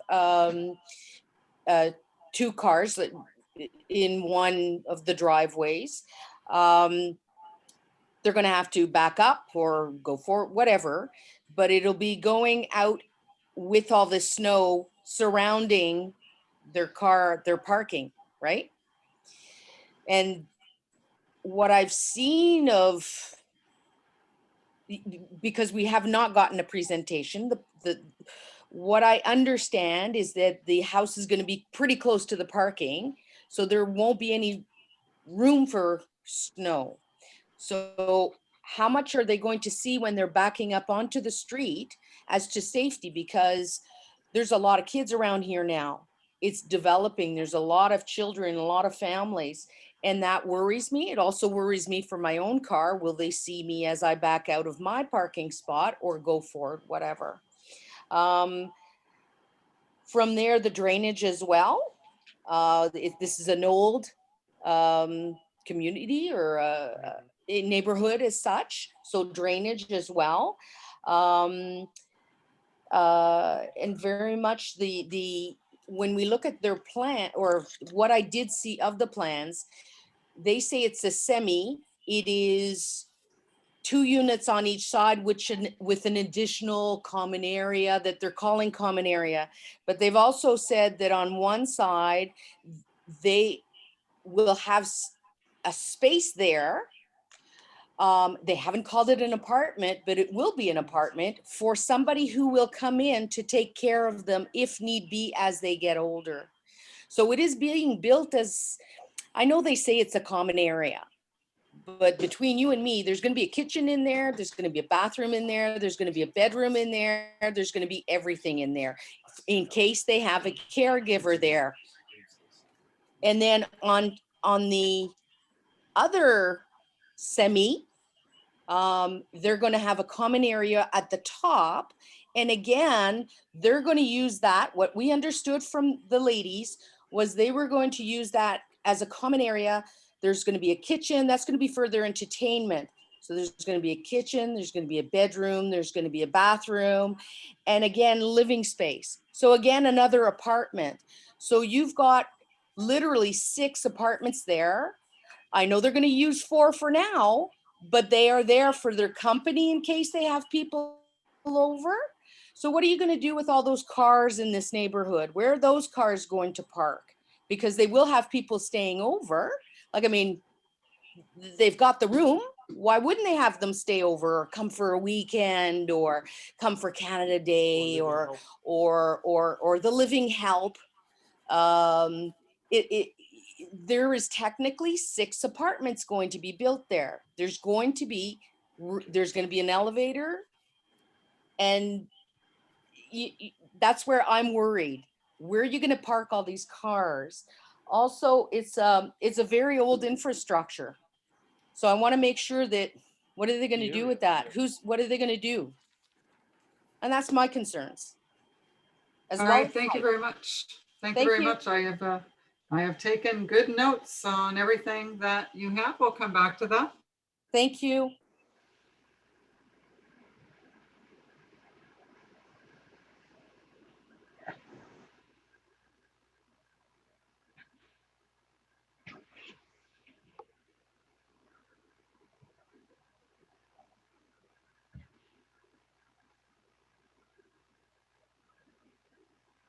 Hello, sorry. I was calling for Mr. Wardlaw at this point. Mr. Wardlaw, would you like to come forward? Sure. Hi, can everyone hear me okay? Yep. Yeah. So I wasn't actually expecting to speak. I sent in some comments, but I appreciate the comments from neighbors, and we've had some discussions. And it's nice to see some of the comments and issues being raised, because unfortunately I missed the small, I guess, open house type arrangement where, I don't know, Ms. Hill and, the new neighbors were there. Unfortunately missed it. So most of my concerns were sent in, but I certainly support the community's concerns as well, especially regarding the adjacent driveway. I didn't get a chance to see things like the driveway and things like that. So some of my concerns would be similar to those concerns that have been raised and probably will be raised. So. All right. Yep. All right. Thank you, Mr. Wardlaw. Then Thank you. I have one last speaker, Mr. or Ms. Bourbonnet.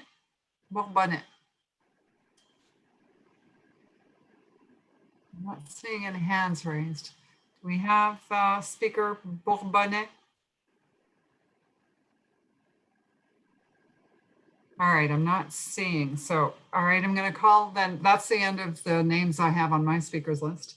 Is there anyone else out in our audience to speak either for or against the application?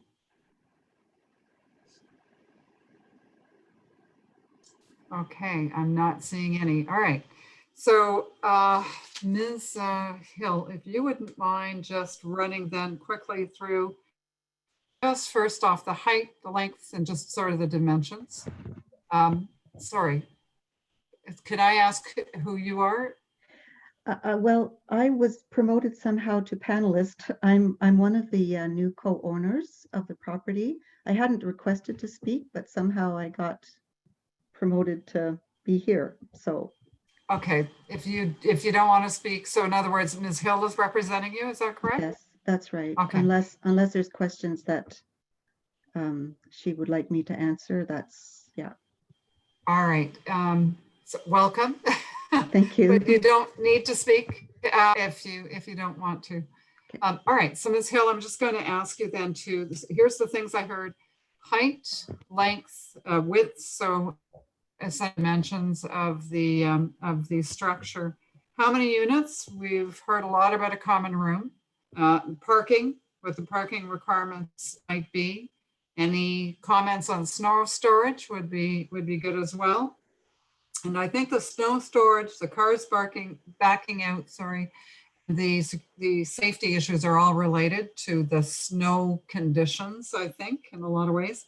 Drainage, and then I have, again, going back to how many units, I think there's a concern that it's 6 units. And then about the infrastructure, and I'm guessing it's the servicing that we're really talking about at that point. So Ms. Hill, if you could take maybe 4 or 5 minutes and run through that to get some of these answers, that would be appreciated. Madam Chair, could I just ask one thing? Would it be possible for Ms. Hill to put a site plan up when she's addressing these questions? It must be a site plan for the property. Great suggestion. Let's I do hope that. we can. It certainly was in my slide deck. I'm sure it's coming.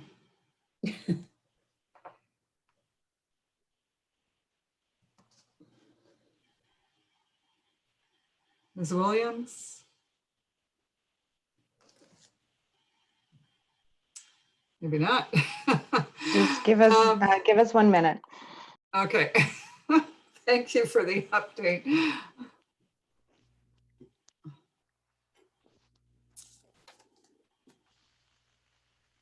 Just because it's getting really late while we're waiting, yeah. I did get the oaths right from you. I just, at some point it gets so late that we kind of start forgetting what we've done. No, not for this one.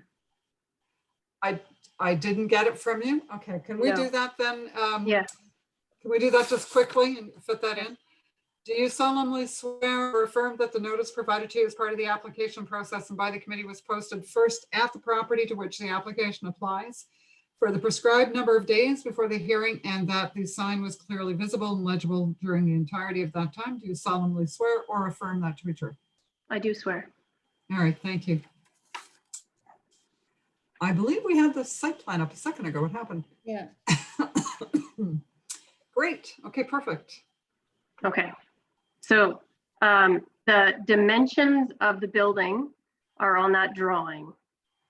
So I think that the drawing speaks pretty clearly. So whichever dimensions anybody's looking for, width and length, I think it's best just to refer to that. The building height is 8 meters, and that would be shown on the building elevations, but let's just stick with this drawing to allow people time to absorb those dimensions that are on the screen.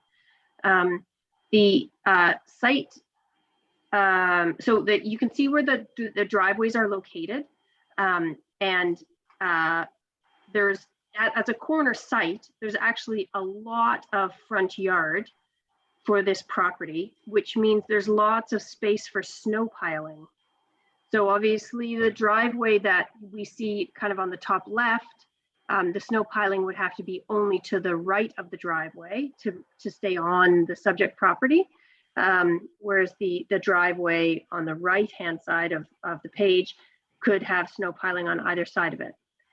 Now, to be clear, and I think the panel members are already aware of this, there is a second site plan on file, maybe in my slide deck, that shows that driveway is not being proposed at this time. The driveway on the right. Well, maybe not in the slide deck. I guess there've been a few glitches this evening with getting the files I sent into the deck, but I'm hoping that panel members have seen the updated site plan. Is that true? No. No, I don't think so. Okay, so it has been submitted and it's on file with the committee. The only significant difference is that we have deleted the driveway on the right. We have deleted that because the city seems over the past, I don't know how many months, in an omnibus bill when nobody quite noticed, added in a clause that said that you can't have a driveway in front of the front wall of a house. So even though we've consulted very carefully with the city and got what we thought was a complete list of variances, it turns out that this driveway is no longer permitted because that clause has been added into the bylaw in the intervening period. So in order to proceed tonight, we have simply deleted that driveway, and we will come back before you at a later date, once we've gotten construction going, and ask for a variance to put it back in. The intent of that bylaw provision is to prevent people from smacking a driveway right in front of their house. And I don't think they ever intended for it to prohibit people winding around a tree in order to save a mature tree. So sorry for that added complication. So Ms. Hill, just out of curiosity, when did you submit the revised drawings? That revision was in yesterday or Monday or yesterday. Yeah. I have to So it admit, is in the file. It's just that sometimes, Ms. Hill, that the reality is that, you know, I can only speak for myself, but sometimes I have a lot of trouble. Like my tips to look at these files are kind of like Sunday, Monday. If by Tuesday I try to fit in what I can, but there's so many last minute submissions. Yeah. I can totally understand. And I'm sorry about that. We're grateful that Mr. Hodgkins actually caught it before it just carried on and we ended up at building permit with a driveway where it wasn't allowed. So it's good to know. And it's unfortunate that that provision was added to the bylaw and that it will now affect everybody who has a driveway that curves around anything. Anyway, in the long run, we would like to have that driveway there. And so in response to the community's concern about snow piling, there's actually adequate space on either side of it. There's lots of lawn there for snow piling. So we don't anticipate any problem. The building itself will now house 4 adults and in place of a family home. And so we're not actually wildly increasing the population there. It's an increase ultimately from 1 driveway to 2. So that's not a really dramatic increase either. The building is truly designed for these 4 women who would like to live in a supportive community together with a co-housing model. They would like to have a shared common space. And that is not intended to house a caregiver. It's intended to be their shared common space. And so if anybody might be familiar with the co-housing model, in that model, individual households have their own dedicated units, which are complete in every way, and they can live entirely independently. But in addition to those independent spaces, there is a common space, sometimes called a common house. In this instance, it's the second floor on one side of the semi, a space that they intend to share for shared meals and shared gatherings and any kinds of activities that they might want to share throughout the week. In the basement, there's also some more shared space, like a craft room, but that again is not intended for a caregiver. And they are fully aware that they would be in violation of the bylaw if they included another dwelling unit. There has never been any intention of having more than 4 dwelling units. The site servicing. So the site servicing is pretty simple, as it would be for any semi. Site grading is also quite simple, starting at the back corner of the site, the interior corner of the site. The grading slopes gently out towards the street in both directions, so that there's no overland surface flow onto any neighbors, and that will be reviewed during the permit process. And I know that Kathy and her 3 other co-owners have made a real effort at community consultation and sharing as much information as possible. And one of the things that they have heard quite consistently is that there have been a couple of developments recently on the street where the neighbors were consulted and the developer didn't build what he said he was going to build. So we appreciate where some of the concern is coming from, and it's real concern based on real experience. But we can only assure you these 4 women have every intention of living there, the 4 of them together. Anything else I should speak to? No, I think that's pretty good. Thank you for giving us that summary. I'm going to give a chance to members of the committee, though, to come back and ask any further questions if they have any. Yes, Ms. Willis. Just a quick question, and I might have just missed it in the planning report. I gather that by removing that driveway from one of the units, at least temporarily, it's not contributing the bylaw in any way, that there's no requirement for a 1 parking space per unit in this kind of a development? Through you, Madam Chair, that is correct. The issue of the driveway being in front of the part of the front wall was one of the reasons for staff's adjournment request originally. Since that, the applicant has revised a revised plan, removing that driveway, and no, there's no parking required for semi-detached units. It's in Area X, so in Schedule 1A, so no parking is required, and therefore it won't be in contravention of the bylaw. Great, thank you. All right, thank you. Any other questions? So Mr. Wardlaw, normally once we've closed the public hearing, it's closed, but we're going to give you a couple minutes. Go ahead. You're on mute. Yep, there we go. I appreciate that. Sorry, it's just simply because just for clarification, it's the first time I've actually seen those plans. So for clarification on those plans, the existing foundation, will that be used? Because I was trying to see a dotted line on the existing foundation, or is going to be a brand new foundation. And what is the implications of the wall, the existing foundation and structure versus where the new wall is going to be? Will it be closer to the existing fence line, therefore closer to our property? And, you know, are there any issues with that in terms of any other bylaws or rules? I'm not sure. And also too, can you clarify when you talk about driveway on the right, are you talking about the driveway being removed that's on the east side or northeast side? Or are you talking about on the north side? So which side are we talking about? So just seeking some clarification. I appreciate it. Okay, so I was referring to the driveway on the east side. And in terms of interior side yard setbacks, or the yards that abut other neighbors on 2 sides, we're meeting all the setback requirements on those 2 sides. So we're not requesting any variances in respect to our neighbors' lot lines. Yeah, so Ms. Hill, I can appreciate that, but I think Mr. Wardlaw is just asking whether or not the new foundation is going to be closer to his lot or not. Exactly, yeah. Right, yes, and yes it is. So, and I'm sorry, are you to the south or to the west? We are to the south, so we're the adjacent, like immediately adjacent to the south. Okay, so I don't have a dimension on that on the drawing I'm looking at, but it looks as though our proposal is 3 feet closer to you than the existing. So that puts it about very, very close to that fence line. It's just over 4 feet from the property line. So Mr. Wardlaw, the point though that Ms. Hill made right from the beginning though is that there's no request before us tonight for any variance from the zoning bylaw.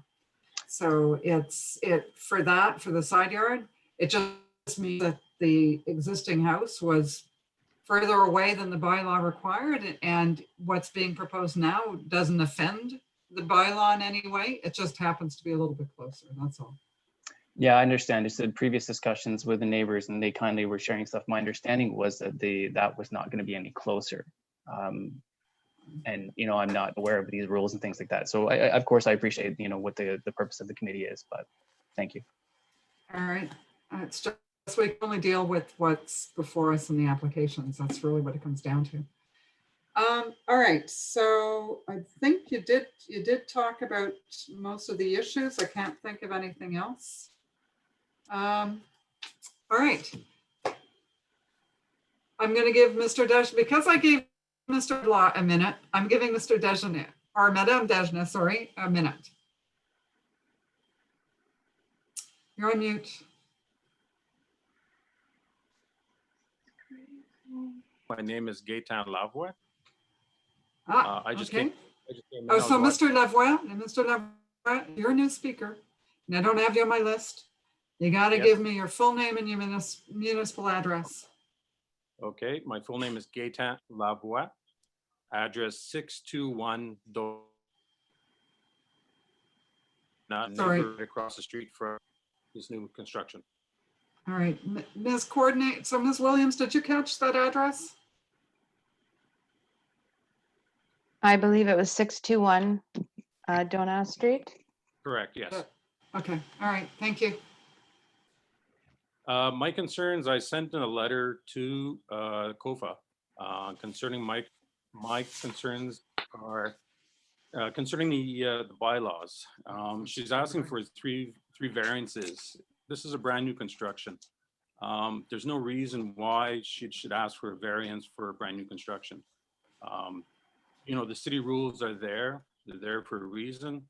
They should be building within them. So if the bylaw zoning says a certain number of meters from the property lot, I don't see why the city has to give them a variance, build something bigger than what is allowed. So Mr. Lavoie, that's exactly why the committee is here. The committee is here to consider variances to the bylaw. That's what the Planning Act has specifically as an opportunity for people who want to do development. And it doesn't quite meet the bylaw.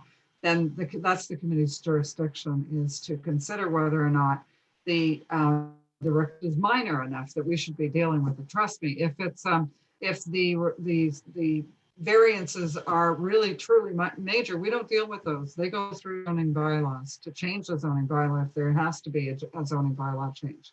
But the whole really la raison d'être for the committee is to be able to deal with these just very, very minor requests for variance. Yeah, but the property lot issue, the size that she's asking for is 200, and she's asking it to be reduced from 270 to 220. Now the property lot, if it's 100 by 50, would have 460 square meters. So let's be clear. She's not requesting a severance. Not actually requesting a severance. No, not yet. But she did mention that eventually it may be. Yeah. That might be, but that's not an application before us. All we're trying to do right now is deal with the zoning bylaw requirements. Yes, but the application she's asking for is a variance for 220. There is a variance there. She's asking for it to be reduced to 220. No, so that's not quite the way it's working here, right? So there is no severance request.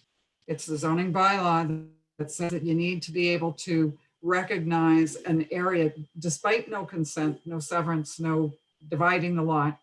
You still have to respect what the bylaw would otherwise require. So in this case, we're just trying to meet the spirit of that. So, but we're not, this isn't a consent application.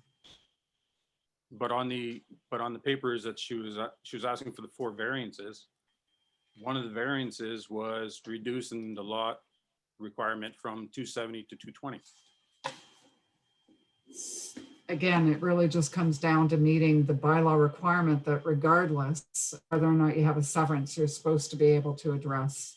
Okay. So I know what you're saying. It's a little strange. We had that debate at the beginning of the hearing because we were trying to wrap our minds around that ourselves. But I think we understand a little bit better what it is that's really truly being requested from the bylaw at this point. So not to say that there can't be a severance application. You're quite right. I'm not trying to dissuade you of that, but just that right now, tonight, that's what we have to deal with is the minor variances that are before us. Okay. So, okay. Any other comments, Mr. Lavoie? No, I'm good. All right, thanks so much. Okay, so we're closing the public portion down at this point completely. So any other questions, panel members, or are we ready to go to a vote? Because I think the discussion we had at the beginning of the hearing was in fact whether or not there was a request for another merit, whether we thought there was a need for another minor variance. And I think we decided to proceed because at this point we're accepting, and correct me if I'm wrong, but we're accepting that the 220, despite the fact that there's no severance, the reduction to 220 we expect would survive the severance and be applicable to lots at the end of the day. And if we accept that, then we can deal with this application now. Ms. Hill?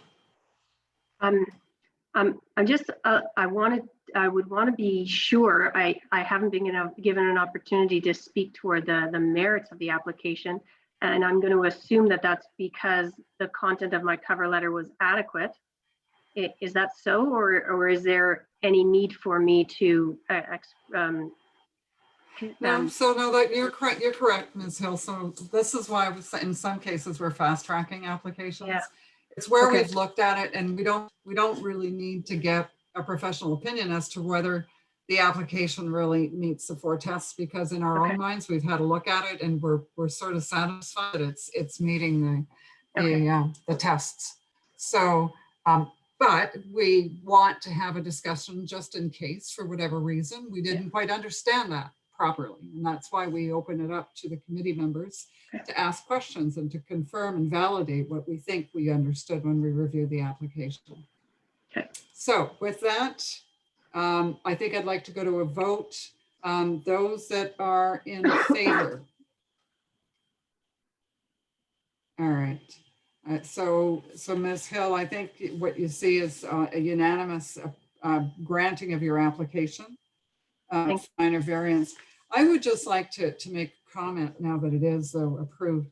I'm actually really pleased to see this kind of development come forward. I think if there's one thing that we have been missing is creativity for dealing with how we're going to house an aging population. And I think this is a very creative and I think very supportive way to allow people to age together without going into, you know, these institutions or these homes that we've been talking about. And goodness knows what we've seen with the pandemic and the impact that that's had. And for one, I think there's not enough of this that's being proposed across and challenging us to think about how housing can happen. So I'm actually really pleased, Ms. Hill, with your creativity that way and bringing something forward. I hope it works out great. I can't see why it wouldn't. And I'm going to wish both you with the project and the owners the best on a project like this. It'll be great to see if it hopefully it'll take off in terms of concept. So I think it's good. Thank you very much. Thanks. All right. Thanks. So all right, folks. So we're now at the end of our agenda. So I am looking for a motion to adjourn. Nobody? All right, so I think it's moved by Ms. Markovich. and seconded by Mr. White. All right, Mr. White is seconding. So we are adjourned for this meeting. We have no reservations, so we don't need to do that. Yes, Ms. Willis. Chair, just a little side point. I thought that with this particular application that the public knew a lot more about the application than we did. And I don't know whether I'm having a hard time on SharePoint, but I don't think I ever saw any site plan. And I was just looking for it while I was listening to some of the people speaking, that would have explained a lot to me. I'm just wondering, when they come in, how staff decides what gets disseminated to us and what goes on the SharePoint, because that site plan would have helped me immensely. Or is that just me not being able to find it? Which is no, you're quite right. I mean, it's not part of our package, and it's kind of a basic thing, right? That you would want to see as part of your package. Well, I had no understanding of, and I'd read the report. I didn't know anything about the common area. So she must have had more presentation material that got sent in, and I felt like I should have been a party to it. It would have made it easier for me. So Warren, maybe you can Agreed. What gets sent out to us. Yeah, front end staff, when they're processing the application, will upload documents, and so they basically, whatever is submitted with the application is what they clearly can't scan in every page, but they maybe in this case we can look into it to see what exactly is on SharePoint.